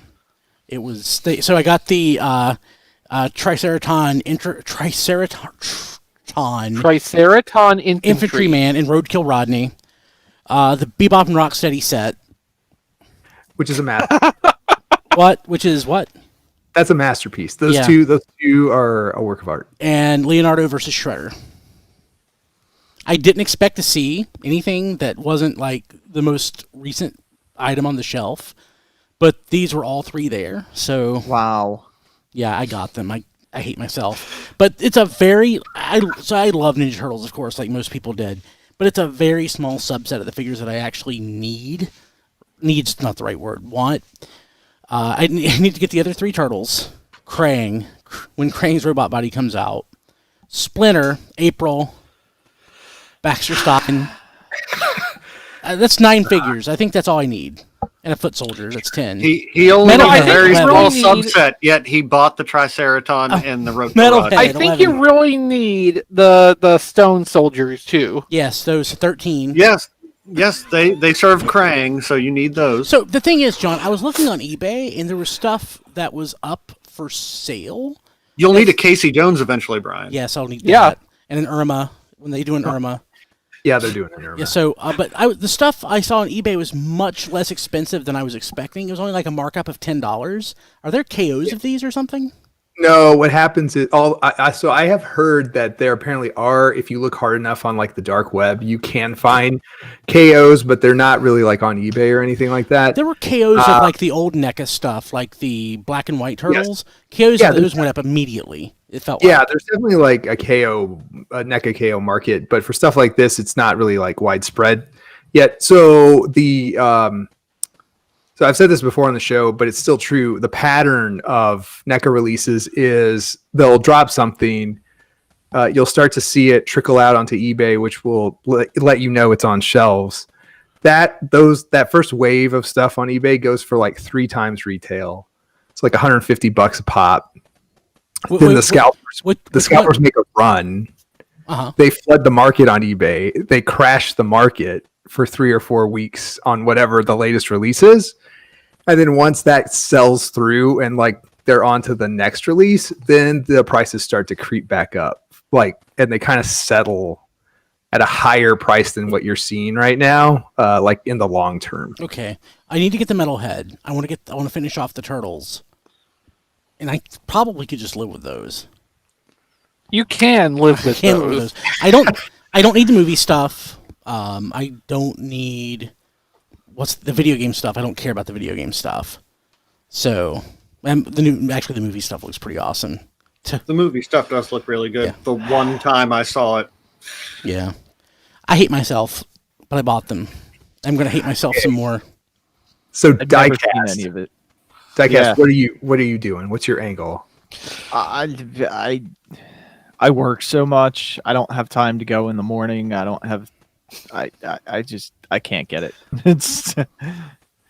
It saves me money. So It's a healthy conclusion. Yeah. Yeah, for sure. Okay, so you were kicking the tires. You were pondering. Yeah, I was just like, because I do stop in Targets occasionally, and it's usually at night because I work during the day. Yeah, and I never see any of the turtle stuff. So I've got like 75 Targets, but post-COVID, I don't go to them. Like I'm in a Target like once every 3 weeks, where I used to be in like 5 Targets a day. I remember. Yeah. So wait, Krang came with Shredder. So what's this? What's this? Oh, that's okay. So that is Krang with the Bubble Walker. Yeah, but That was the first release of Krang and Shredder. So what you have is the second release of Leonardo and Shredder, which are a 2-pack together. Right, and that was actually like the first release. Like that was like the first time you could get the 4 turtles. They came paired with a villain or a foot soldier. Like, how am I going to get Krang now without having a duplicate Shredder? Doesn't Krang's Bubble Walker reship with another turtle? He reshipped with his original release was with a turtle. So okay. The originals were Shredder and Leonardo and Krang and Michelangelo, I think. Yeah, or maybe Donatello. Came with, a foot soldier. Okay. Yep. Oh, Brian, you're also going to need an entire Foot Clan. The cool thing they did is if you're a completist, Brian, you will troop build the foot soldiers just like as a byproduct of that. As a kid, the foot soldiers were about the only troop builder that I actually had more than one of. I think I had like 4 of them. So, that was the only toy line I did that with. Period. Was turtles and foot soldiers. I had like 3 of the cartoon foot soldiers, and when the Secret of the Ooze figures were around, I picked up I think 2 of those foot soldiers. I think I might have had 2 bats as a kid, but I did not troop build. Really. Let's see here. Man, Metalhead looks great. Yeah, actually it does. I'm glad that I don't... Like, Ninja Turtles is something I definitely have a strong nostalgia for in this format, but like I'm glad it's not such a thing where like I feel like I actually have to buy a bunch of this stuff. Yeah. Those what are they, the Super 7s, which are the ones trying to ape the original Playmates toys but make them like modern articulated. Yeah. Those things are difficult for me because like that is so close to being an exact kind of thing I want. I kind of like understand the Masters of the Universe fans more, like with the Masters of the Universe Classics line, which was basically that same thing. And I also got the Turtles, I got the Leonardo from Figure Arts. And I thought that I thought I was going to like that way more than I did, but no. Figure arts are something that either absolutely works for you or you just can't wrap your head around, and I think you probably fall in the latter category. And the classics figures that came out 5 or 6 years ago, those were okay, but those were not exactly what I was looking for. No, either. But the Super 7 figures are definitely get it with those. Fortunately, I will never see those in person, so Same. Yeah. Meanwhile, though, I did already put out a call for John if he ever runs across more than one Krang's android body when that starts showing up to. Yeah, 10. Please help me out with that because I will never see that in person. Yeah. Yeah. Noted. So, I guess I'm going. So, Brian, what did you get this week? So this episode. Brian, what did you get this week? So I got a second hiss. Pro tip: my Walmart has shown these as being in stock for a week, but there was nothing on the shelf. I ordered it for store pickup, and it was ready in 30 minutes. So do that while they're still on sale. They were hidden. No, it's just they never put them out. They're still working on the reset. John sent me. So Brian, I guess you. Go ahead, John. Mr. Laggy. Sorry, Brian. I was gonna say. So there was F on the shelf, huh? Sure. And F on the shelf. That's a bit of a reach. and there was the John alright. got me the Red Ninja, so I got that. I got two. I opened one. I'm keeping the other in the box. Blue Streak. Let's see here. Kim got me more of those stickers at Dollar Tree that I mentioned last week. So I'm excited about that. When she was there, she found crayons. Transformers crayons. Neat. Yeah, three packs of an eight count boxes. Bumblebee, Megatron, and Optimus on the box. Cool. Is that the weird like evergreen art? Yeah, it is. I think I don't think I had this for the show last week. I got my Little Prime. Very disappointed that the hair is molded. Yeah, you can't comb the hair. Yeah. Let's see here. It's within arm's reach, so I'll mention it. I normally don't mention these things, but I got a second Tila, one to keep in the card because I found it. John had sent me Wave 2 of the G.I. Joe Retro line. Thank you, John. You're awesome. So it's Destro, Scarlet, and the Roadblock with the new weird face that I don't like. You're welcome. I don't know. Let's see here. I'll mention Red next. I got a couple other things. I hate them. So Transformers Red. I hate these. So I got Soundwave, Megatron, and Optimus. Are they good figures? Action figures? They're not horrible. I mean, they are posable. They're not super posable. They could be more posable, but they're not. The posability is not bad. The likenesses are weird, but not horrible. My problem with them is that they have no character whatsoever. So, like, I forgot who it was said they're like they're like Action Masters, but you take away like the cool play sets and all the character, and these are like nowhere near as cool as Action Masters, and they're nowhere near as cool as Mega SCS, which came out in like 2003. So if these had come out 15 or 20 years ago, they would be awesome, because Perpetual G1 wasn't a thing. But Perpetual G1 is a thing right now. So these are fairly boring 6-inch action figure renditions of G1 characters. So once they expand past G1, I'm certain this will be a lot more interesting. I really want an Autobot X or Autobot Spike in this.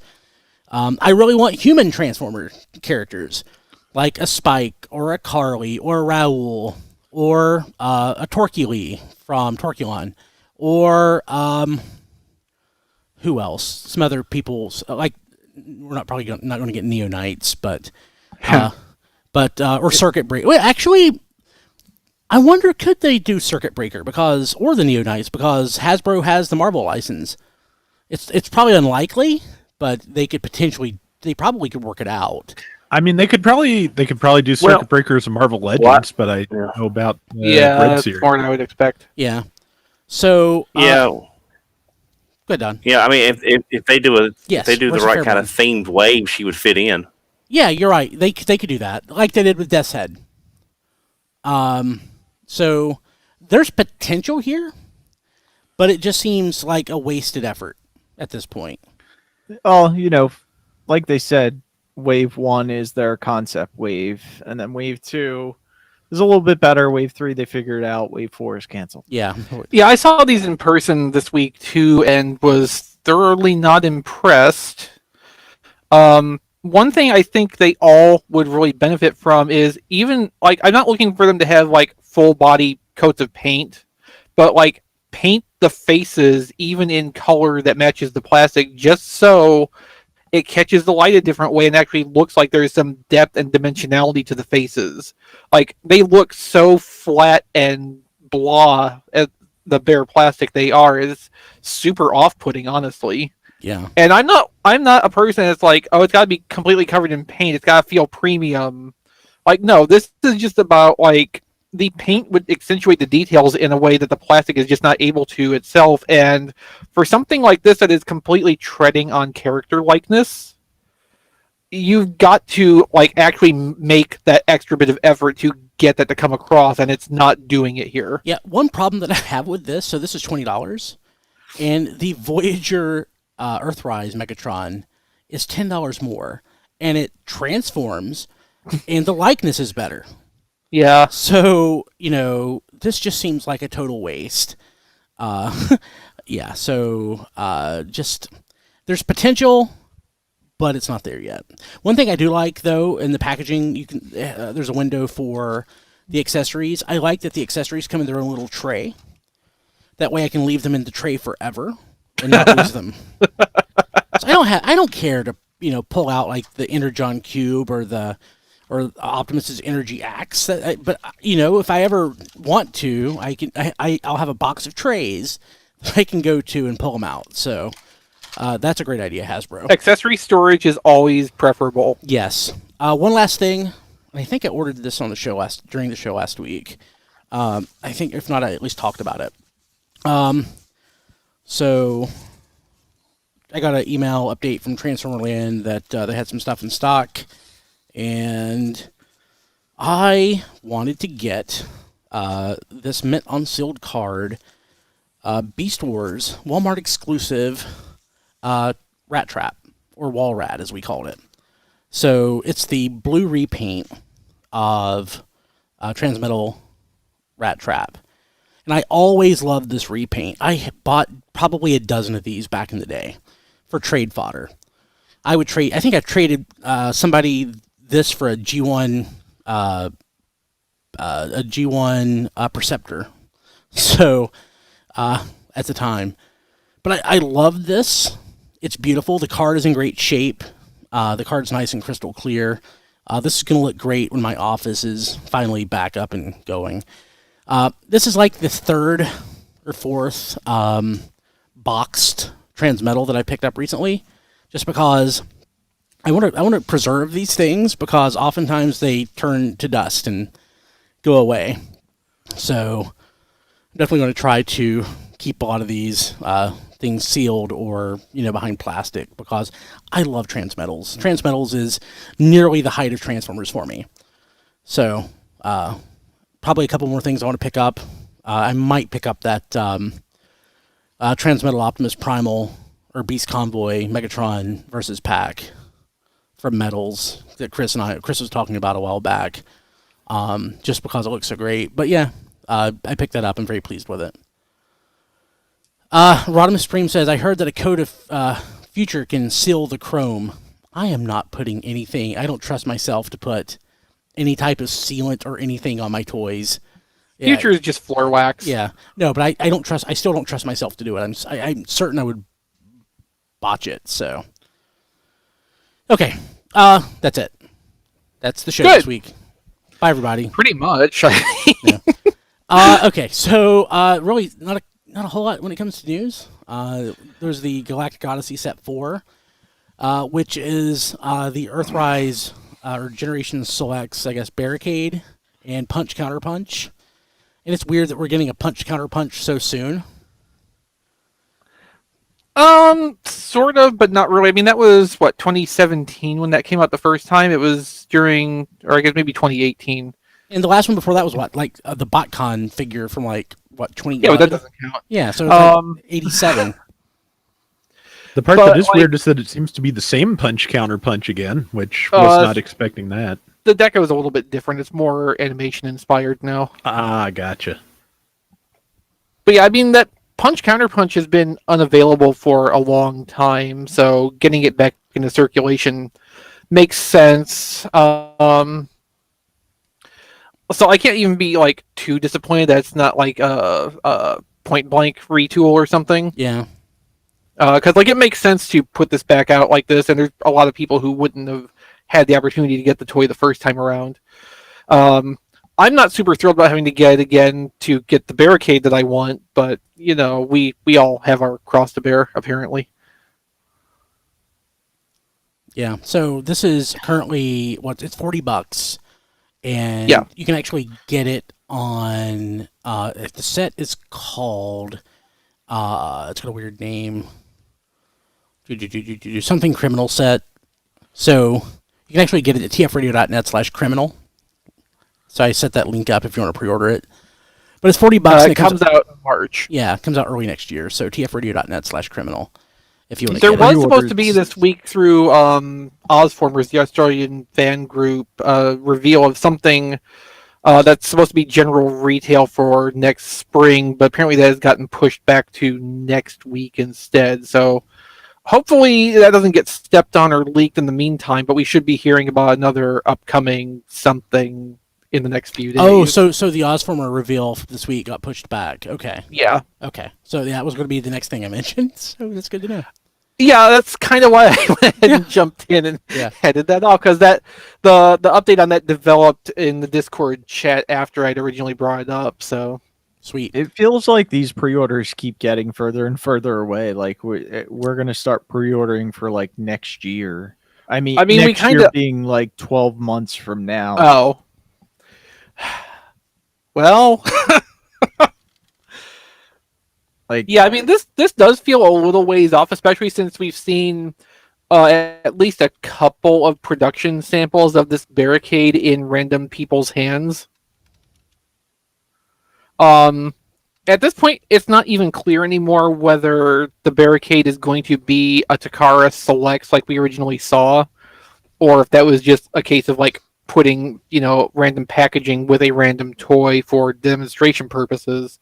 But if Takara is not intending on releasing that Punch Counter Punch in the same format, that could still be like a Selects thing through them that comes out on a different schedule. Yeah. Let's go ahead and talk about the third-party panel. So the TFCon, virtual TFCon, was this past weekend, which it's kind of funny because it's the same weekend the TFCon's been TFCon USA, the back one anyway, one on the back half of the year. As long as we've had one on the back half of the year, has been going on, and so on my Facebook and my Google Photos and everything, it's like pulling up these photos of like having fun in Washington, or being deathly afraid, like somewhere between North Carolina and Chicago, when Don, Kim, and I spent the night in that murder hotel where Kim literally cried herself to sleep. Good times. Good times. That was a lot. I really enjoyed that trip, even though there's a lot of memories there. So sure seems like it. Yeah. Or my favorite part, Don, we got up that morning, then I went to Walmart, and I was going on like 2 hours sleep. And whatever, my brain was misfiring, so I recognized literally every person in Walmart. A lot of the people that I recognized had been dead for like 15 or 20 years, but literally every single person there I recognized. Something was not working correctly in my brain. It was great. It's kind of like the Dallas trip when I thought the spiders were all over my car because of the lack of sleep. God, Transformers will kill me someday. But the TFCon, virtual TFCon is this past weekend. And of course, like always, there's the third-party panel. And I'll be honest with you, the last few TFCons I've gone to, I skipped the third-party panel. There just hasn't been a lot to it. But there's quite a bit of buzz around this one. I think a lot of it's because of COVID and the fact that we weren't out, nobody's out.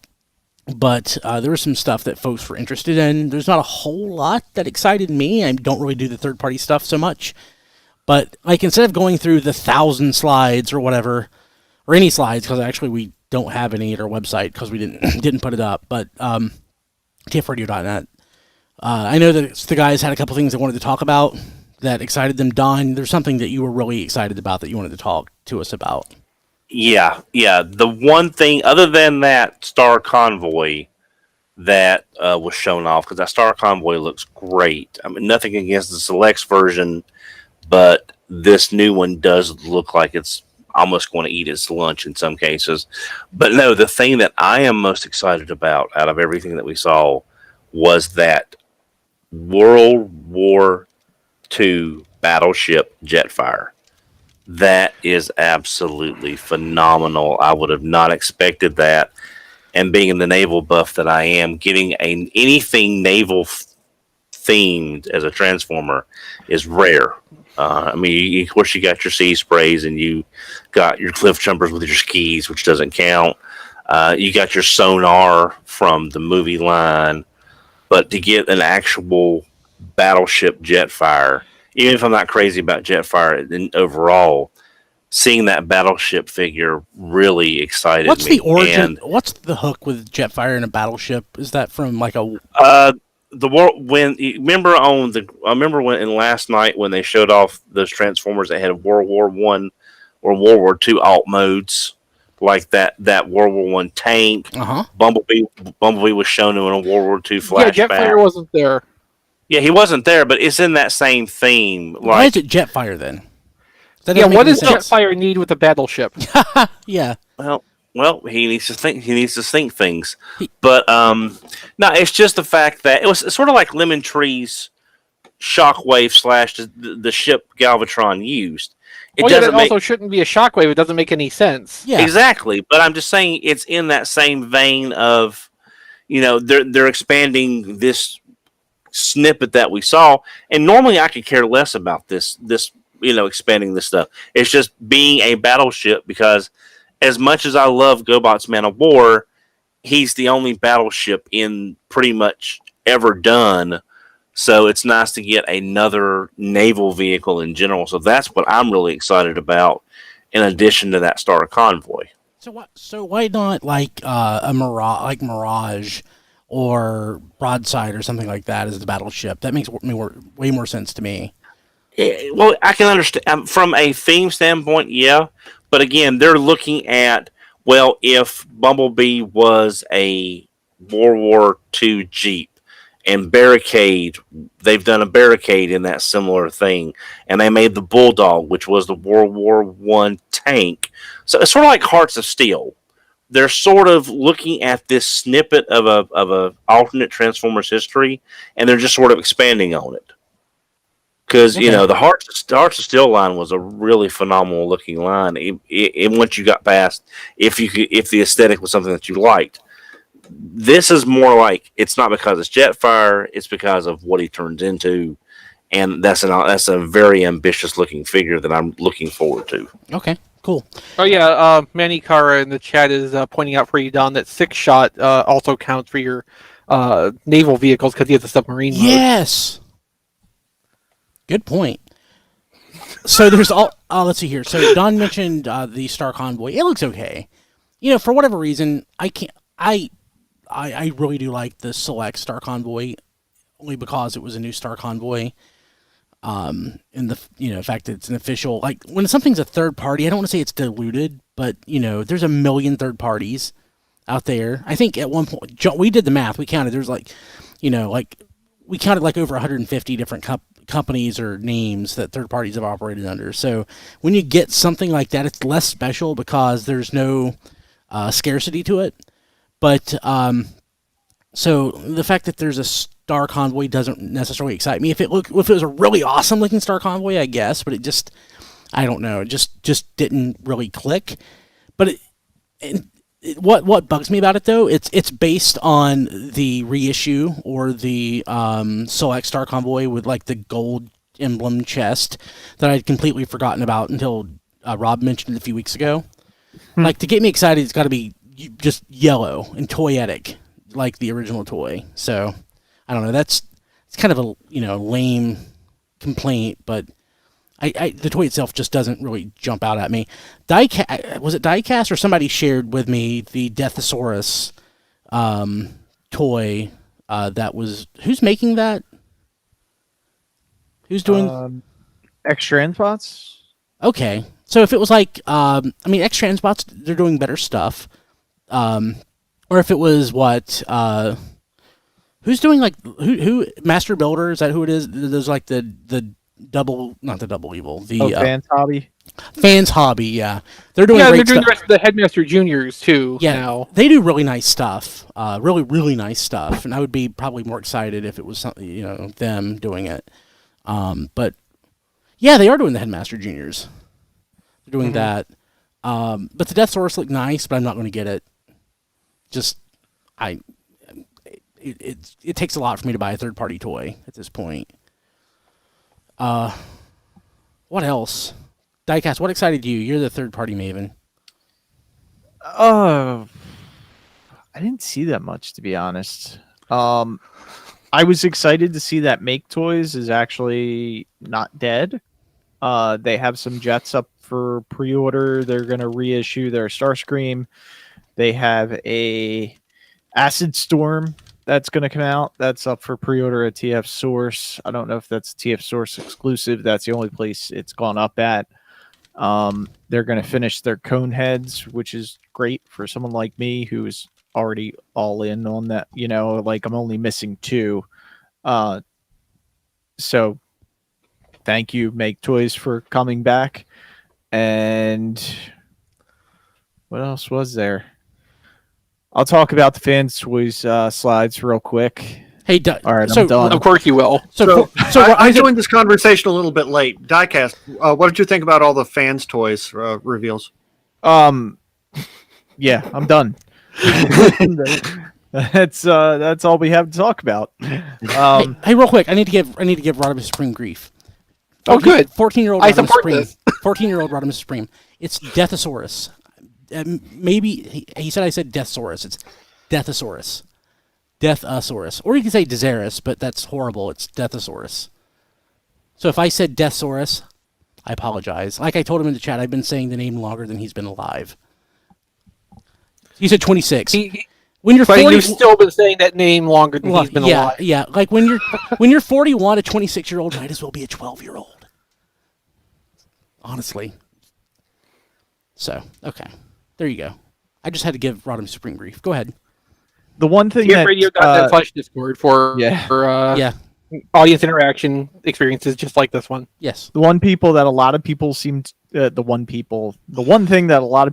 like was the MMC rung. Even comes with a little scooter and stuff. So, it may not be for us, but it looks really good. MMC always does great stuff. So, other than that, it's pretty much, there might be something I'm forgetting, but it's pretty much all stuff we've either seen or I'm not that excited. Well, welcome to a TFCon third-party panel. It's 95% stuff we've seen for the last 3 TFCon third-party panels. Yep. That's why Brian introduced this segment by explaining how he's never excited about TFCon third-party panels. That's why. Yeah, no, they used to be awesome. For the first couple of years, the first couple were amazing and high energy, and they were just so fun to be at. But now, it's like, I'll just go get some coffee. Really, that's kind of how. It's not their fault. It's not TFCon's fault. No, it is not TFCon's fault at all. It's the third parties that, by necessity, can't put out enough new product fast enough to actually have fresh things to show at every annual panel or 2. Yeah, it's true. Okay. It's the third party culture. It's not the people presenting the information. No, the third party panel. It's amazing. They're able to get through so many slides in 1 hour. It's crazy. Okay. Well, when you only show each slide for 3.5 seconds, you can get through an awful lot of them. We can't get through what we got this week in an hour, and they can get through 1,000 Well, slides. if we limited everybody to 3.5 seconds, that's true. It would be different. God, I think the year we were in North Carolina, I think they had like 600 slides. Yeah. Yes, they did. I wasn't there, but I sure heard about it for days and days afterward. Nobody would shut up about how many slides they tried to cram into that 42-minute slot. Yeah. And several of the things we saw slides for never came Still hasn't out. come out. Yeah. Surprise. Okay, what else? What else we got? Anything? Nope. No. Okay, hey, tfradio.net/Amazon. You're buying toothpaste or toilet paper or whatever anyway. Use the link, helps pay for crap. We could use that. Also, if you want to help out, and it's the end of the month, so it's a good time to start fresh here in November. Patreon.com/tfradio. Sign up. Like I said, we're having slots open for some recording stuff on our History on the Fives podcast. Join up, help out. We are a great cause, whatever that means. I don't know. Okay, so and of course we want to thank folks at the Touched tier. So Kevin Dorsey, our first patron. He wanted to be our first patron, so Kevin, you will always be our first patron. Thank you, Kevin. Peter Giannakopoulos, Sean Bratton. So close. He's getting better. Yeah. I have it written out phonetically. Yeah, the pronunciation guide's helping for sure. Yes. Sean Bratton, Jacob Owen Lucia, Jason W. Rye, Sean Hamilton, Mike Mallory, Jason Hiley. I wonder where Jason is right now, if he's, like, what country he's in. I love when he, like, would show off, like, the stores that had nothing but, like, crazy amounts of, like, vintage Transformers. I have a vague idea of where he might be, but I don't know if he wants the information to be public. No, I'm not going to say. I'm not going to say. Yeah, Jonathan James, Matthew Dedman, Hector Bones, Nathan Sampy, Spider Bob, who's going to be on the Thingamajigger this weekend, as well as Sean Hamilton, Rabbits, Emmett Stresovich, Gaming Fix, Patrick Davidson, Joey Russell, Ryan Bona, and Starscream's Ghost. Thank you all so much. You can find this list. I hope that Starscream's Ghost doesn't have a broken leg like mine does. I don't think he does. Probably not. He's one of the folks that, like, you know, I've known for a long time, but I've never met in person, and he lives like in Winston-Salem. I at some point just need to meet up with him and just like. I found out recently that someone me and Rob know from back in our Gundam message board days actually lives within like 3 hours drive of me, and I have not known this information for the 16 or 17 years we've had his acquaintance. Interesting. So that was Really? Of course, this year is a bad year to actually kind of resolve that whole Yeah. Okay, let's see here. Hey, and again, of course, tfradio.net/Discord, and you as well can harass Rodimus Supreme, but he'll harass you back. Also, on the subject of our Discord and giving people shout-outs, Zakir, Zakir, I don't know if I'm pronouncing that exactly right, one of our longtime regulars in the Discord, he recently suffered another stroke. He's had a small series of them, but he's been hospitalized for a little while now, but he's on the road to recovery again, and I just want to take a moment to give him a shout-out here, wish him well on his way to recovery, and really glad that he is on the mend. Oh, wow. I didn't see that. Definitely. Yeah. Get well soon. Yeah, absolutely. Yeah, so, if you want to be part of the crew, tfradio.net/Discord. You guys are awesome. Let's see here. Of course, you can find us at tfradio.net. We're all over the place. I don't know. We're everywhere but TikTok. So if you see Radio Free Cybertron on TikTok, that's not really us. It's unofficial. Yeah. Let's see here. I'm on Twitter at bkilby, on Instagram at briankilby, and at briankilby.com. And I have a crunch time now to finish my Christmas stuff. So I'm going to work on that here over the next couple weeks. Excited about doing it. It's just... Yeah, there's nothing that makes a creative endeavor better than working under a crunch. Every single album I've done in like basically 1 week. So... Well, that explains a lot, doesn't it? It does, absolutely. I have to say maybe I am your nemesis after all. Yes. So briankilby.com. My nemesis, how can people get a hold of you? I'm on Twitter at Brian's Nemesis. No, my personal Twitter is at ChrisRTXV. I'm not doing anything interesting there right now, but that's just because I've been pouring a lot of my focus time into my photography website, because it's the last full week of it now, Photober 2020 on playwithphotography.com. Photober has been my personal challenge to post new content every single day, and yesterday was a near miss because I was having some hosting issues and couldn't actually keep a connection to the site long enough to get something up until 8 o'clock or so, but I still got it out on that calendar day, so it counts.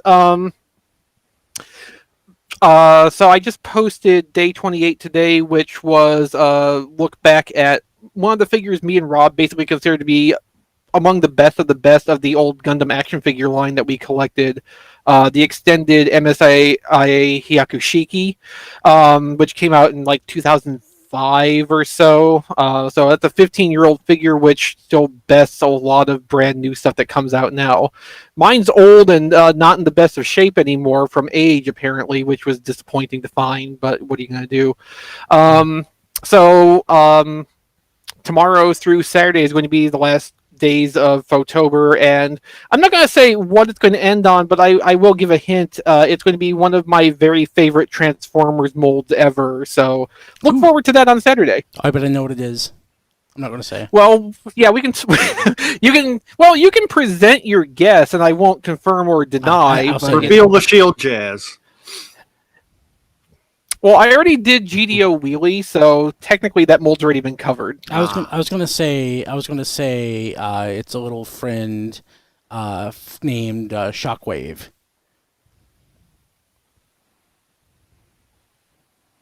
From Micron Legend. Oh, that was Shockwave in Micron Legend, wasn't it? I always forget that. Yeah.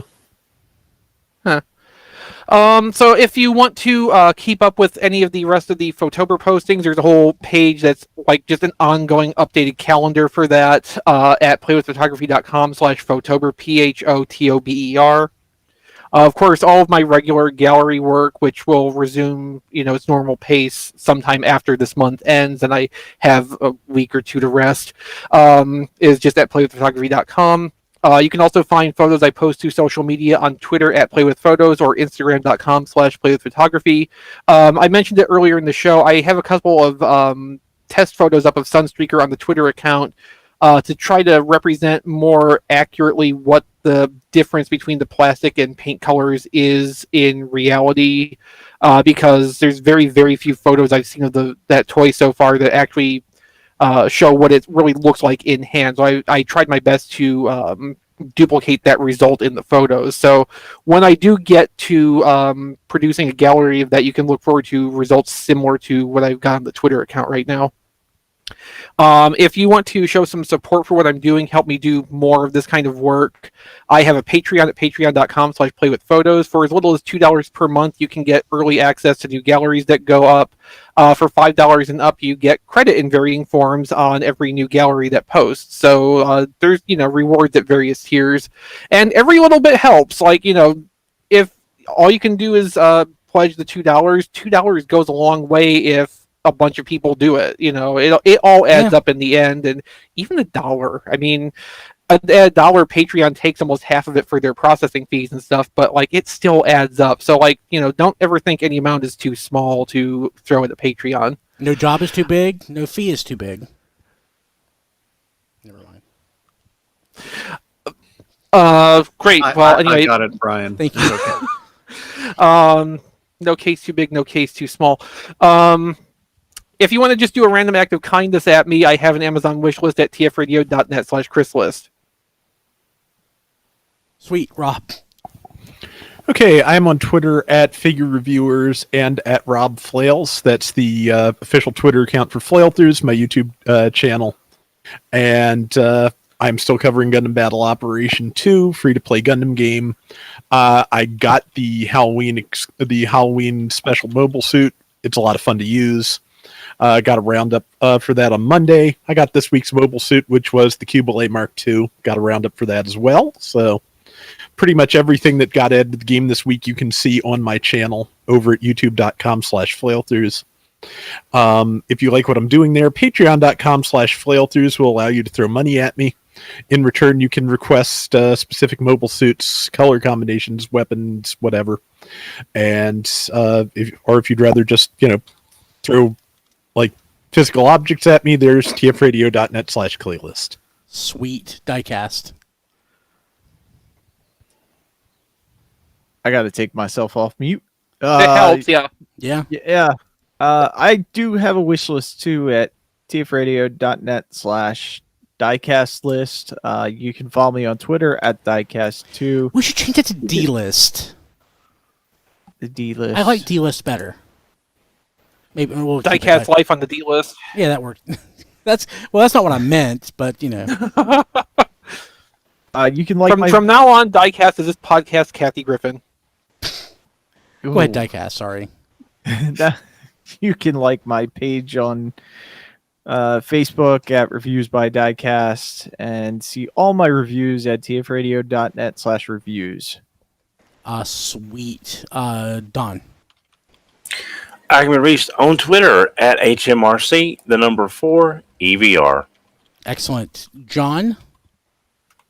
That John D everywhere, and just putting a bow on our NECA discussion. So while we were recording this, Yeah.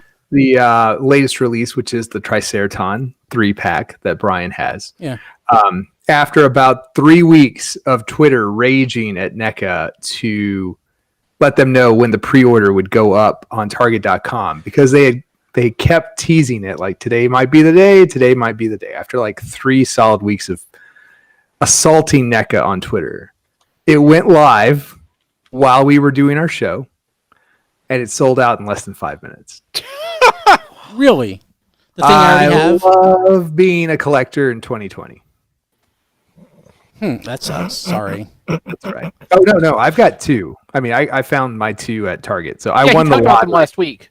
Yes, I won it. Right. I won the lottery. Everybody else, 2020 continues. Yeah, my Target had like a dozen of them. Not a dozen, but they had quite a few. Well, I went back and they were gone. But yeah. Now they don't. That's Yeah. right. Yeah, now they don't. Let's see here. So Rob Springer's not here. He's at Robo Rob Springer on Twitter, unless he's changed it, and at zonebase.org. Holy crap! We didn't do a Halloween theme this year. Boo. Oh well. Yeah. Okay. We'll see you next week. Oh, Bye. you said boo, so that counts. Smart man. Okay. That can be the episode title. You Smart. said boo, it counts. You said boo. It counts. Okay. Okay. Gosh, we ran long. Yeah. I don't know if anybody wants to hang around or not. We Or- can chat for a couple. No, I mean, no. I'm just saying, like post show. Diecast probably wants to go to bed. Matt probably wants to go to bed. Don probably wants to go to bed. I just got an email saying that school is canceled tomorrow because. So of you probably want tropical to go to bed. storm. No. My urgency to go to bed has been eliminated. It's not canceled. It's because of tropical storm. It's going to be all virtual. Oh, you have a tropical storm? Yeah. Zeta Gundam, Hurricane Zeta Gundam is coming this way. So I should watch the news once in a while. yeah, No, you should. You probably will live longer if you don't. It'll be Hurricane. The next one's gonna be Hurricane Gundam Wing, and then I don't know. I went to Actually, work there's a- today, and they there's were a- like, "Didn't you there's hear that years Philadelphia between. was rioting?" And I was like, "No." After Hurricane Gundam X. Oh yeah, Hurricane Gundam X. All right, I'll see you guys. See you, Have a good night. Diecast. Bye, Diecast. Take care. Yeah, no, strictly speaking, after Hurricane Gundam Zeta would be Hurricane Double Zeta Gundam. Gotcha. I was actually checking. I was going to make a joke about that, which I aborted. But I was actually looking at the Wikipedia today to try to figure out the best way to say what the next one was, and I honestly couldn't figure it out. I couldn't figure out really sequentially how I should do it. Oh man, the chrome on this one's bad. What? I've been looking for a turquoise Grimlock, Oh. and the arms are always horrible. I saw one recently that the arms looked good on, but I didn't get it for some reason. Holy crap! The pizza thrower goes for $100. Really? Yeah. That's weird, because like they kept releasing that thing in different forms. Yeah. Like, I think there was at least 3 different versions of it as a Ninja Turtles toy, and then they also used that same thing in, I think, the Chicken Run toy line that they did that one year. The Chicken Boo toy line? No, well, close enough, I guess. I need to go dig through my stuff to see if I still have my pizza thrower. No, but like some toy line playmates, some licensed toy line playmates, Oh, I'm sure. they Yeah. dug up that pizza thrower mold and put it out as one of the toys for that. I don't want to spend this much on it, but this sealed Magnaboss set, I kind of want it. I ended up getting the Korean version of it later. I didn't have the I didn't get the original when it came out. Triplet got it, and I think when Triplet got it, I was like, "Beast Wars, why are you buying that crap?" I think is what I said to him. How I regret that statement. I can hardly imagine something like the pizza thrower coming out as a toy now, just It because, would choke you. this power. No, the discs were pretty big, but the powerful motorized launching just does not seem like a thing anybody would approve anymore. Yeah. And Blade Raider says he wishes there was a Star Trek use of the pizza thrower. Oh, that would be great. Hey, speaking of vehicles, apparently next year NECA's going to do vehicles in scale with those 6-inch turtles. Yeah, Turtle van. I saw they're doing Yeah. some. Is it a play set that they're doing that's coming They have a out? diorama that's shipping in December. Yeah. Oh, there was an there was an Earthworm Earth- Jim one too. But yeah, they had mentioned like this month they were at Nickelodeon getting approvals for vehicles. Like, An in-scale turtle blimp. Oh my god. I'll take the party wagon and I'll tap out. Okay, I was right. There was a Chicken Run one. I was starting to doubt myself, but yeah, Blade Raider found a picture of it. Okay, so there was I think 3 uses of the pizza thrower in Turtles, an Earthworm Jim one that I either didn't know about or forgot about, and the Chicken Run one that I did remember. So, Don. Playmate's got a hell of a lot of mileage out of that thing. So I'm gonna pretend to be Don right now. So yeah, if you don't want to buy the turtle pie thrower, you can get the Mr. Tweet's Chicken Run pie thrower. It's just as good. It's just different color. Sorry. I actually kind of like the look of that better than the turtle. I do ones. too. Actually, yeah. I just want. Really want Grandis. By God. You'll get him. No, I won't. Yeah. I'm not going to get Grandis. Okay. One will pop up and you'll do it. You're going to do it. Like there's other stupid expensive things I would want before Grandis. Mm-hmm. If we ever go to a TFCon again, I'll follow you around the dealer room until you buy one. If you can find one there, anyway. I bet there'll be one. Yeah, I'll go paint a refrigerator box white and cosplay as Brandis and just stalk you. Grandis is about the only thing I could cosplay as. Oh, man. Now. Well, someone who's bad at cosplay could also say that completely truthfully. Yeah. Well, I mean, Brian, if I put on my Green Lantern shirt, I'm a good cosplay from Mogo. So I mean, there's that. Oh man, I don't have a G1 crosshairs. It's. I'm just looking at eBay. I'm not buying anything. Show's over. No, I just enjoy that. Like almost every post show we do, basically turns into the Brian looks at eBay show. This is the content our patrons are paying us for. Mhm. Yes.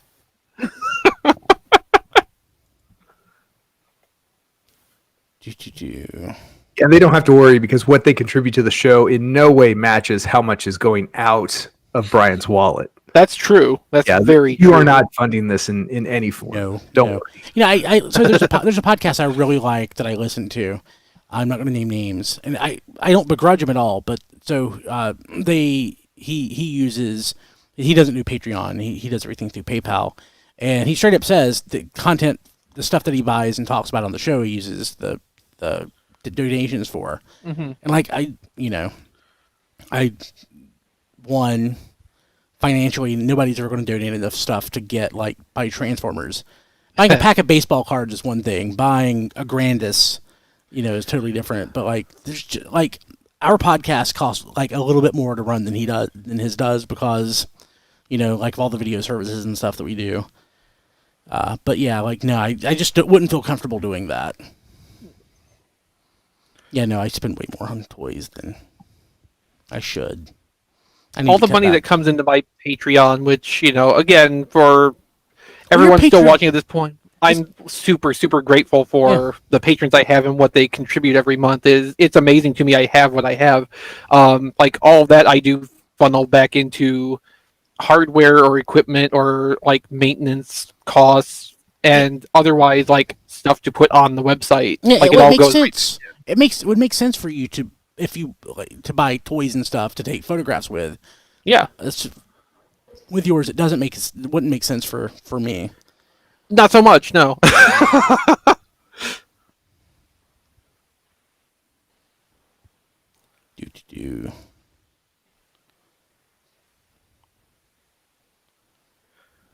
Those. So I suggested after Blade Raider's comment about the Star Trek pizza thrower concept, I said they should have made O'Brien's potato tosser. Huh. And Blade Raider wants that and says he would have made it out of Mega Blocks, except they didn't make an O'Brien. Although I wonder if there's like a head from a different minifigure that would be close enough, and you could just like throw it onto an extra Data body. Holy crap! Hooligan loose for $33. Oh, that's no. That's wrong. crazy. Yeah, a loose Hooligan should be like $12 tops. Yeah. I actually kind of need to get another Hooligan because like I bought one that was sealed, mint on card, and when I got it and opened it, one of the landing gear was completely malformed. Not surprised. It was just like, it was disappointing in the weirdest way because like, you know, you buy a sealed one thinking like, yeah, I'm going to get a perfect condition toy, and no, the factory did it to me years before they even knew. Like around the time you were born. Oh no, you're not born then. I was 10 years old ish when that toy would have come out. Ooh, Magnificus. I never got that.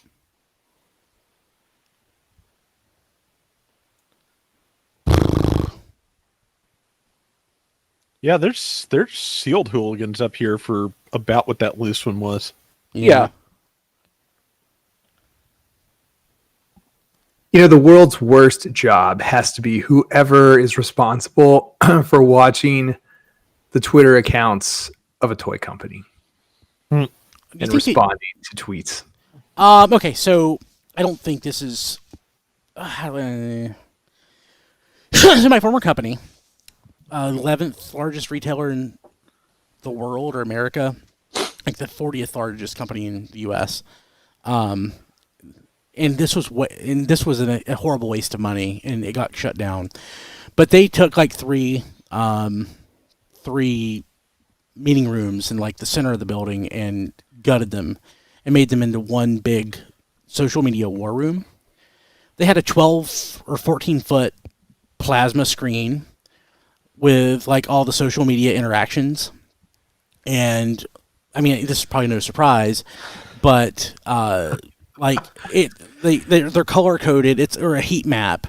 Like the more influence the person has, the more likely you are to, you know, it'll those bubble up, and those are the ones that you try to respond to. So they would respond to everything, but like the ones, say if a celebrity tweeted something complaining, that would get like a salaried person engaged to respond to it. But if it was like one of us, it would be like an hourly person in the call center responding to the thing. But it's highly automated. It's not as bad as you think. Well, that's good. That's that automation is actually more humane than subjecting a human to this. Yeah. Or actually, in there's that department in Facebook that had a lot of news stories written about it like a year or two ago about the people who monitor videos and take them down if they violate Facebook's policies. So they're like actually watching like crimes happen, and then they have to have like counselors on hand because it breaks your mind. And yeah, I bet. Contractors, of course, so they don't get health benefits. But we do have a counselor on call if you would like. So yeah. So but the thing about the health benefits or whatever, I'll say this: most of the contractors that I had working for me made multiples of what I did, so they could absolutely afford, insurance, and it was, they were still pretty good. Another contractors that don't do that well, but like the contractors that I had reporting to me at my old company made more, like way more than my boss made. So, yeah, it's just one of those things.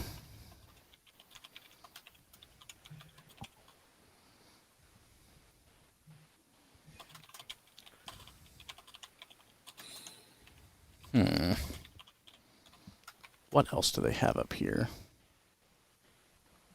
What are you buying again? I'm not buying anything. You always think that, but That sounds like a different story. I have something on the way that I can talk about next week, but that should hopefully be the only thing. It's a piece of my old collection when I was selling crap off back in 2005, 2006. One of the last things that I had left that I needed to pick up. One of my great regrets. I mean, it's not like a super rare piece or anything. It's just something that I've never been able to get it at a decent price, and I got it at a decent price. All right, I think I'm going to run. Cruncton Talk to you guys cracked your later. code, Brian. He figured out you worked at CVS. That's it. Take care, Matt. Oh, sorry, I missed Matt. It wouldn't be hard to actually just Google it. I think it's on my Facebook, and I know it's on my LinkedIn. I mean, you make a good game about, keeping it under wraps, but you totally never did. No, I never got. Yeah, no, he got it right. It's one of them. One of those four. Uh-huh. Yeah, CVS. Yeah. Funny enough though. So my boss's boss was the CFO. And the CFO, wonderful man, was retired when the CEO changed, and he was replaced by the CEO from CVS, which was technically a demotion because CVS is a larger company. But he wanted, I think he wanted to move to Charlotte.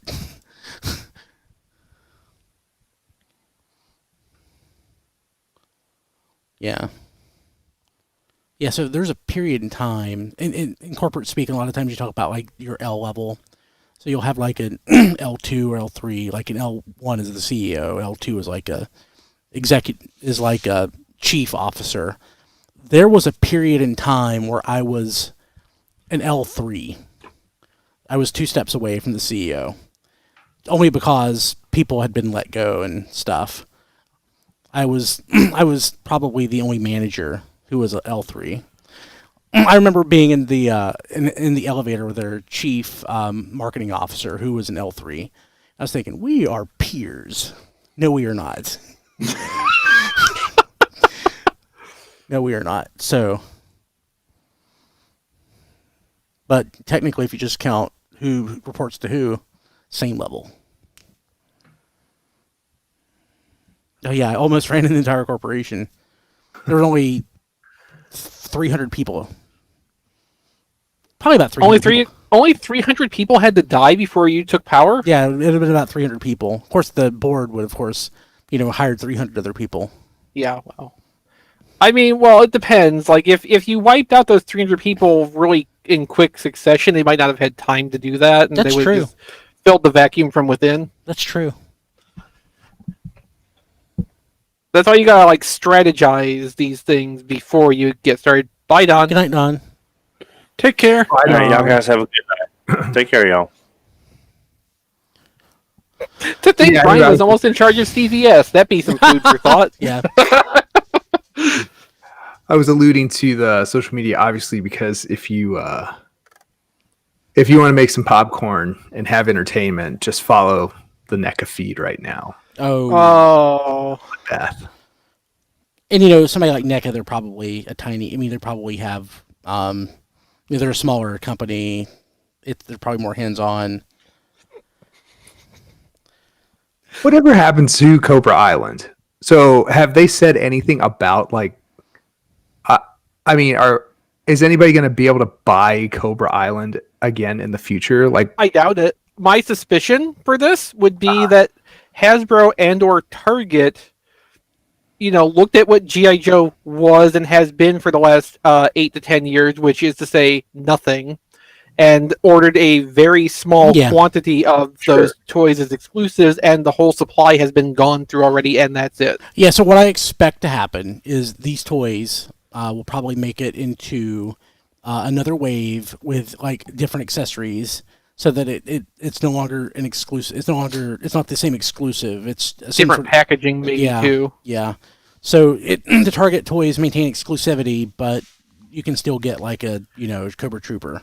Yeah, so that's a thing to think about too, because like in the Power Rangers line right now, Target is getting exclusive packaging for a wave of Lightning Collection figures that is going to general retail. So like Target has something that's technically an exclusive to them, because if you want that packaging style, which I don't know why you would, but that's a different matter. But like the stuff is still going to be available at general retail. Hasbro could reverse engineer that concept and just put the Cobra Island stuff in more normal packaging and skate by possibly. Yeah, that's what I was kind of asking. Like Deco variations are a possibility too, without like materially changing what the figures are. And I don't think Target really cares. Probably not. Like 2 years from now, if they just re-release the exact same thing, nobody. Or 6 months from now, yeah, nobody at Target's going to complain.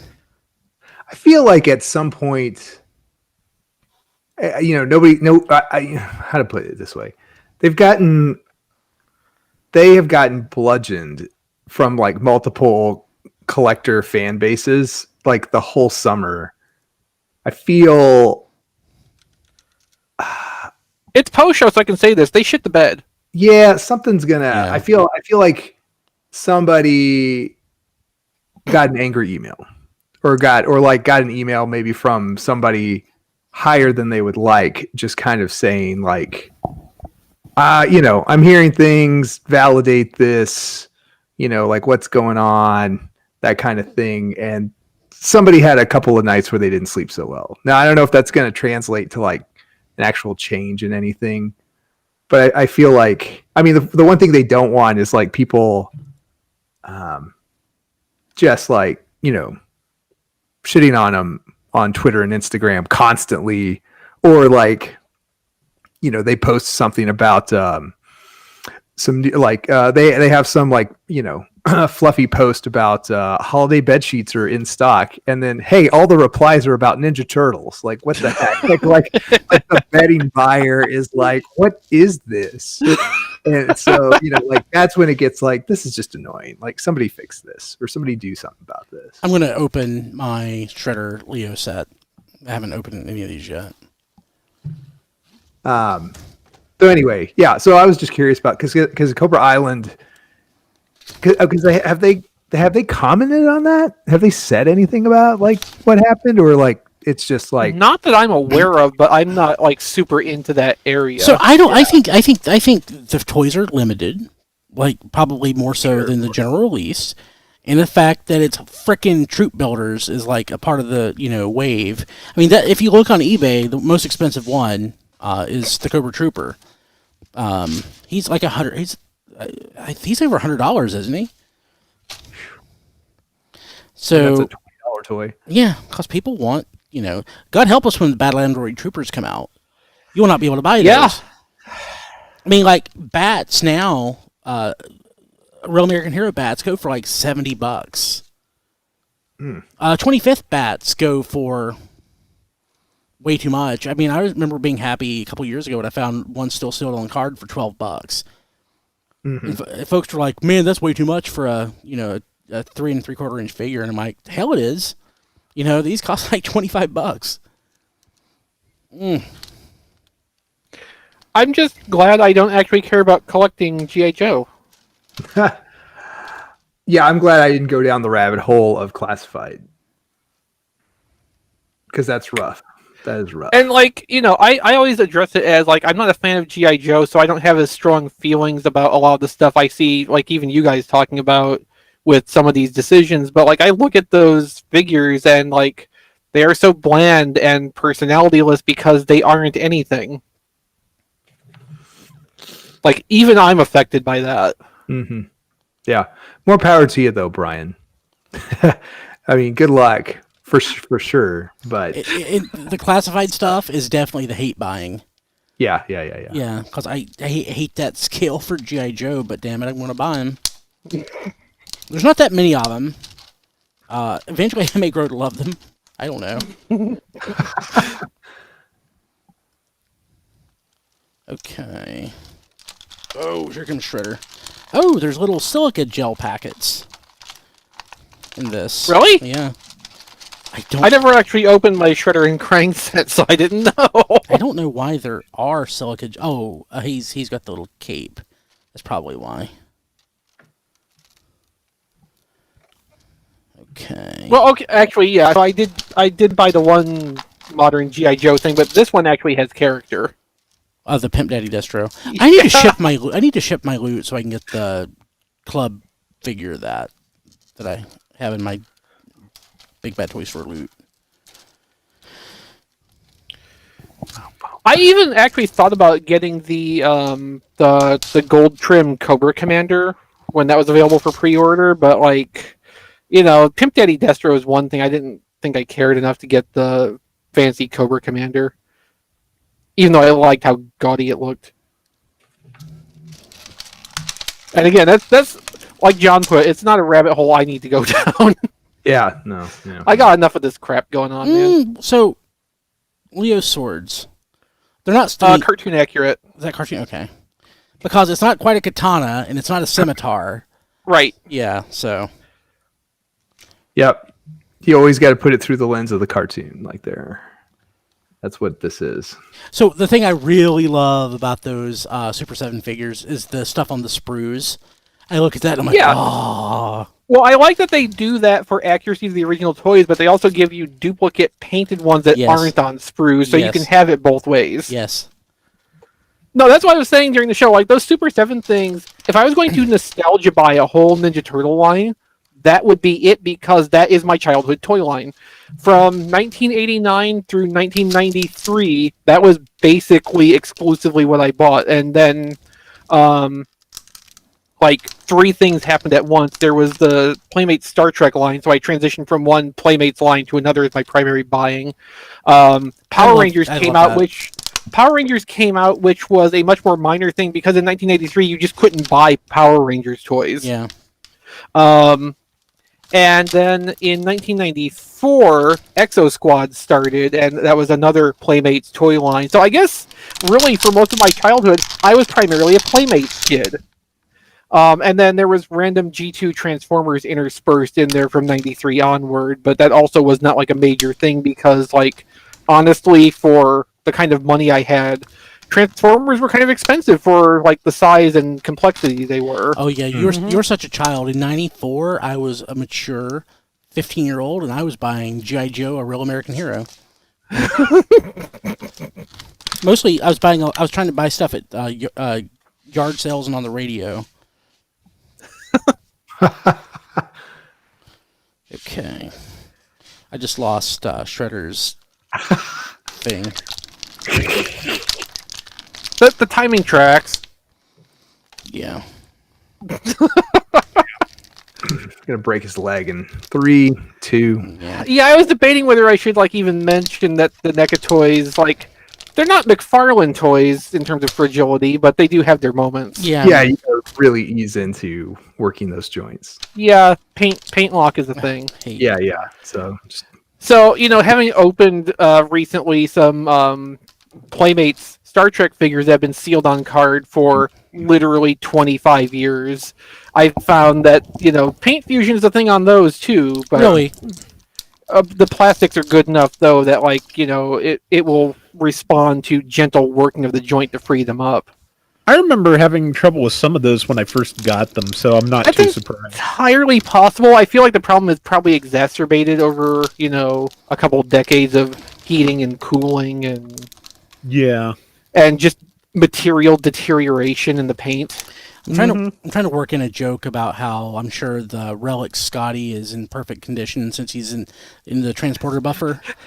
But I actually have that figure from my childhood. Oh, really? Yeah. I also have decrepit Admiral McCoy from Encounter at Farpoint. Oh, Jesus. And Spock from Unification. Like I said, for a good couple of years there, I had like basically all the Playmates Star Trek stuff that was made. Okay. I stopped right around the time the Deep Space Nine figures were starting to come out and the Generations toy line.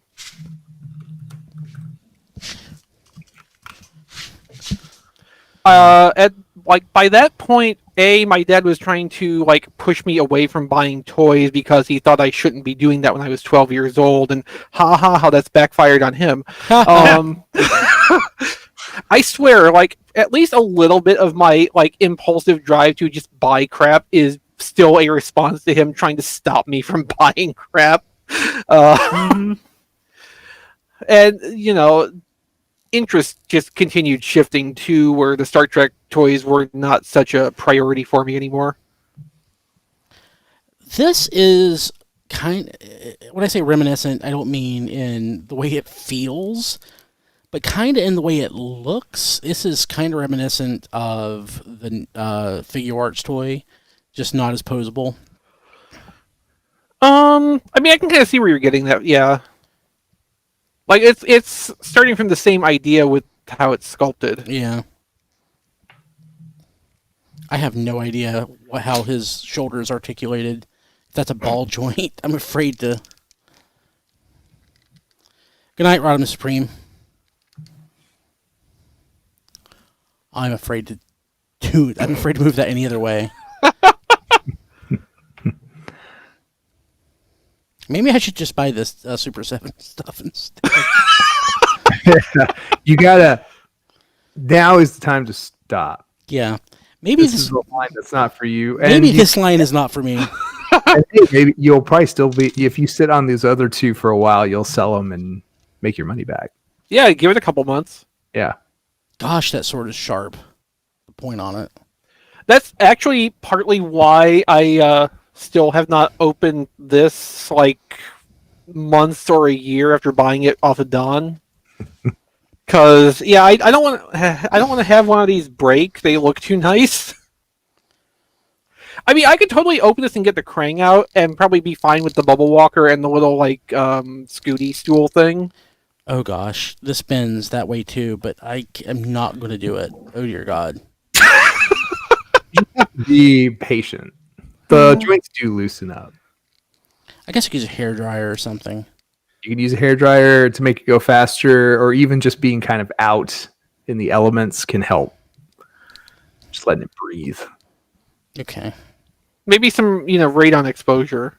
Yeah, well, we're getting that right now. Yeah. Blade Raider says, I heard a joint creak. Yep. Well, that'll either wear off or it will break. Either way, it won't creak anymore. Yeah. Be careful, man. Be patient. Just be patient. You'll be fine. It's like hearing somebody who had their knee busted in their youth try to move the joint and it's just scraping bone against bone. That's me now. Yeah. What always made me nervous, I still remember the anxiety, is watching other people transform other people's body consciousness. Oh God. While we hung out in the hotel rooms and stuff. Yeah. Oh yeah. God. Yeah, I remember that. On multiple occasions, when I say multiple, at least two, I've had friends come over and just sort of taunt me by trying to transfer my toy and break it. Yeah. That's not cool. So I remember at BotCon 2015, Paul Agnew was hanging out with us, and he was letting me take pictures of some of his BotCon toys to put on T-formers. And every time I need to have one in a different mode, I'm like, "Here, Paul, please transform this so when it gets broken, it's not my fault." And it turned out to be a good thing too, because one of those Diaclone-inspired ones, the one from the Skids mold, I think, turned out to have. I don't think Paul's broke, but we heard very shortly the hip joints on that would just tend to snap off. Ugh. So I was glad I didn't try to do that myself. Yeah. If you break it on stream, you'll prove to me I was right to consider NECA to be overpriced. NECA, I don't think NECA is overpriced. I think actually NECA is in the macro, really fairly priced, but there's variants. So there's in some 2-packs you'll be I don't think these characters are $26 a piece. But it averages out over the whole. Yeah, and then others you'll be I can't believe these two characters are $26 a piece. So you get a set of Bebop and Rocksteady and a set of Rock Soldiers, and that kind of balances out your Aprils. Yeah. Well, nothing balances April. Nothing can. I meant in terms of plastic mass, but yes, I also get it in the way you mean it. So Frankie, Frankie V in the YouTube chat is saying that he uses blow dryer all the time for this. So Well, I've also heard the opposite too. Like stick them in the freezer for an hour, and that will also like contract the material, and make the paint separate out of the joint. I guess I could see either one working. It's two different methods do the same thing. Yeah, probably, and I'm sure there's like variation in that too, depending what kind of joint and what degree of paint fusion you're dealing with in it. Yeah. Yeah. No, I'll tell you though, like opening up 25-year-old sealed Star Trek figures is an entertaining experience. Yeah, I've done like recently. Those bubbles, if you leave those bubbles alone, they will hold on that card really well. But as soon as you try anything with them, they're just like, "Yep, I'm coming off." They're just like waiting for an excuse to let go of that backer. Let's see here. I found Shredder's thing that I dropped. No, that's not it, Brian. That's using. I tell you, I'm proud to hear Brian like maybe decide to not collect. I'm pretty sure I'm not going to. Like, I think the turtle nostalgia. I think Chris is right. I think Super 7 is the way to go. There you go. It's something for everybody. Yeah, I know. Like, and it's the reason partly why this 1-2-pack is the only thing I have from this NECA line, because in the miniseries of the cartoon, the pilot miniseries, most of the time Krang was on that little wheeled stool thing instead of even having the bubble walker, and there has not been, as far as I know, a toy representation of that other than this. And the Playmates bubble walker from the original toy line was an interesting design of its own, but the cartoon went like a completely different way the couple times they represented it. And that's what this NECA one is too. And famously, of course, in the Playmates line, Shredder never had a shirt unless it was Super Shredder. So, there was not actually a cartoon accurate Shredder. Even in the Toon Turtles line, I don't remember if there was a Shredder in that, but if so, it still didn't look right, I don't think. There was a few different Shredders, and they had like varying levels of dress, but none of them looked like the cartoon. I think what I like about, I guess, how Playmates is now like farming out the licenses for Turtles is it does feel like there's something for everybody. Oh, yeah. So if you're nostalgic for the toys, that's definitely a thing. If you're interested in like cartoon designs, which largely have never had like toy representation, that's another thing. And then whatever Playmates is doing with like the master license with Nickelodeon and whatever reboot they'll do again, there's all kinds of stuff. So I definitely think it worked out. Yeah, and even through NECA, like you get really nice movie turtle stuff too. Oh, yeah. At a slower trickle, of course, but it's still happening. Yeah, for sure. I'm going to look at this Super 7 stuff. I didn't mean for you to start collecting tonight. No, I only got the one Figure Arts figure. I got these because I saw them. Actually, the Figure Arts stuff was on clearance. Is it stuff still available cheap? Probably not. Well, it might be. So I know a couple times Bluefin's store directly has had the turtles on markdown and usually sold through the allocation pretty quickly. But it's not to say that somebody else who has the stuff in inventory doesn't still have them at a lower price. Yeah. And actually, Brian, if you don't want the Triceraton set, I would buy it from you. Fine. You have 2, didn't you say? In the cartoon, there were actually 3 on screen.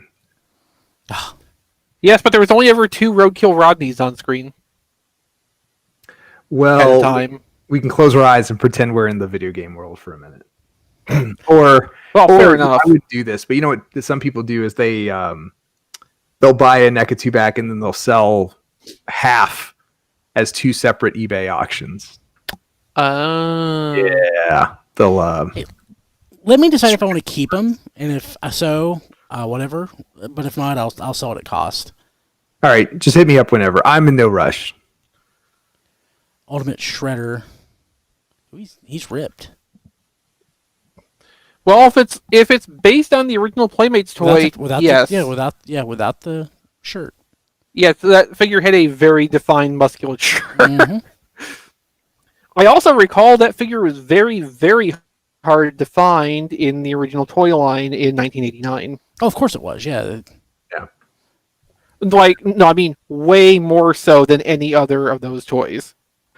I didn't know until recently that, or I guess I probably knew and forgot, and then learned again about like the late sub collection of like quote Toon Turtles, where they did like the news crew, like they had an Irma, Yeah. and they had like all these characters, and I didn't realize that they did that like towards the end. That wasn't even towards the end. That was like 1992. I guess Turtles did like go another 2 or 3 years, something like that. At least through 95. Yeah, that's crazy. Oh my god. Because I have at least one of the figures from the 95 assortment, which was a regular figure size Krang's android body. Shut up. Oh, weird. Yeah, I've got that too. Wave 2, I had no idea. Mutagen Man. Holy crap. Oh yeah. Holy crap. God, you stupid. Although I think there was some question at this point whether they would actually be able to do the body with clear plastics and such like the original toy, and if they don't, I'm not sure what their plan actually is. It looks like it from the photo. Yeah, I would think they'd have to. I mean, you have to. You got to do it like that. Oh, shoot. Okay. Yeah, I agree. I just remember hearing something about that detail being up in the air still Yeah. relatively recently. Yeah, dang it. Okay. The other thing too about Super 7, Brian, is one, it's obtainable, Yeah. and you're probably right at the end of being able to get whatever Wave 1 was at not crazy prices. Yeah. It's like 2 or 3 more months, and when pre-orders are gone or whatever, reshipments and stuff, then it'll be eBay time to start from Wave 1. Okay, so Wave 2 and 3 are in my cart right now. Pre-orders. I don't have to pay for them now. I'll have to pay for them eventually. I'm still going to declare that this counts for what John was saying. We've made you start collecting these on stream tonight. Do they have any Wave 1 left? That's the question. Blade Raider says the most happy he's been with an 87 Toon Shredder toy was the Mega Bloks one, and he posted the picture, and I would tend to agree. That came with the a Turtle Van, didn't it? I think I had that kit. Thank you, 30. Big Bad Toy Store sold out of Wave 1. Okay, I'll have to get out of. And then I think Krang and Splinter were exclusive to the Mega Bloks Technodrome.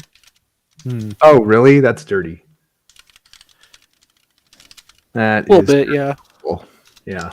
Well, okay, so like there was Krang's android body as a standalone kit, which because of how the minifigure scale basically worked out to be the giant Krang's android's body from the pilot miniseries. But like there was technically a Krang option apart from the Technodrome. And the one with the Technodrome, I think, was actually the Bubble Walker.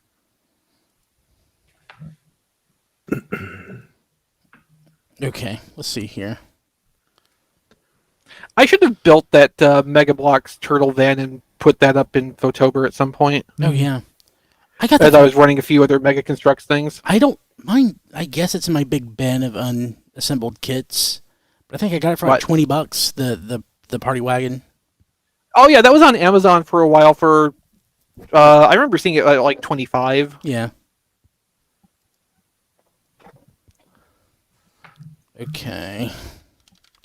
Yeah, I mean, like, almost all that licensed Mega Bloks, Mega Construct stuff was and is really nice.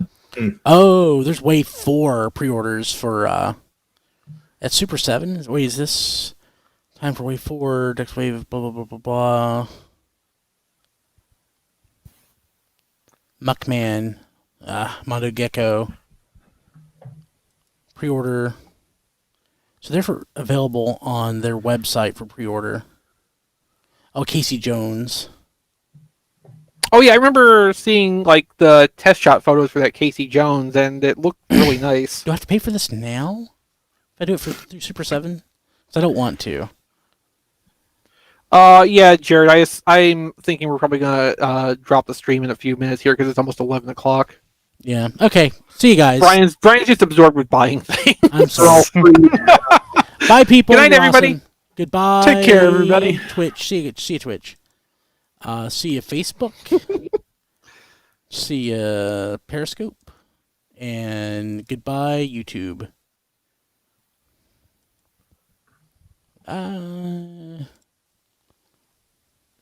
Goodbye, YouTube.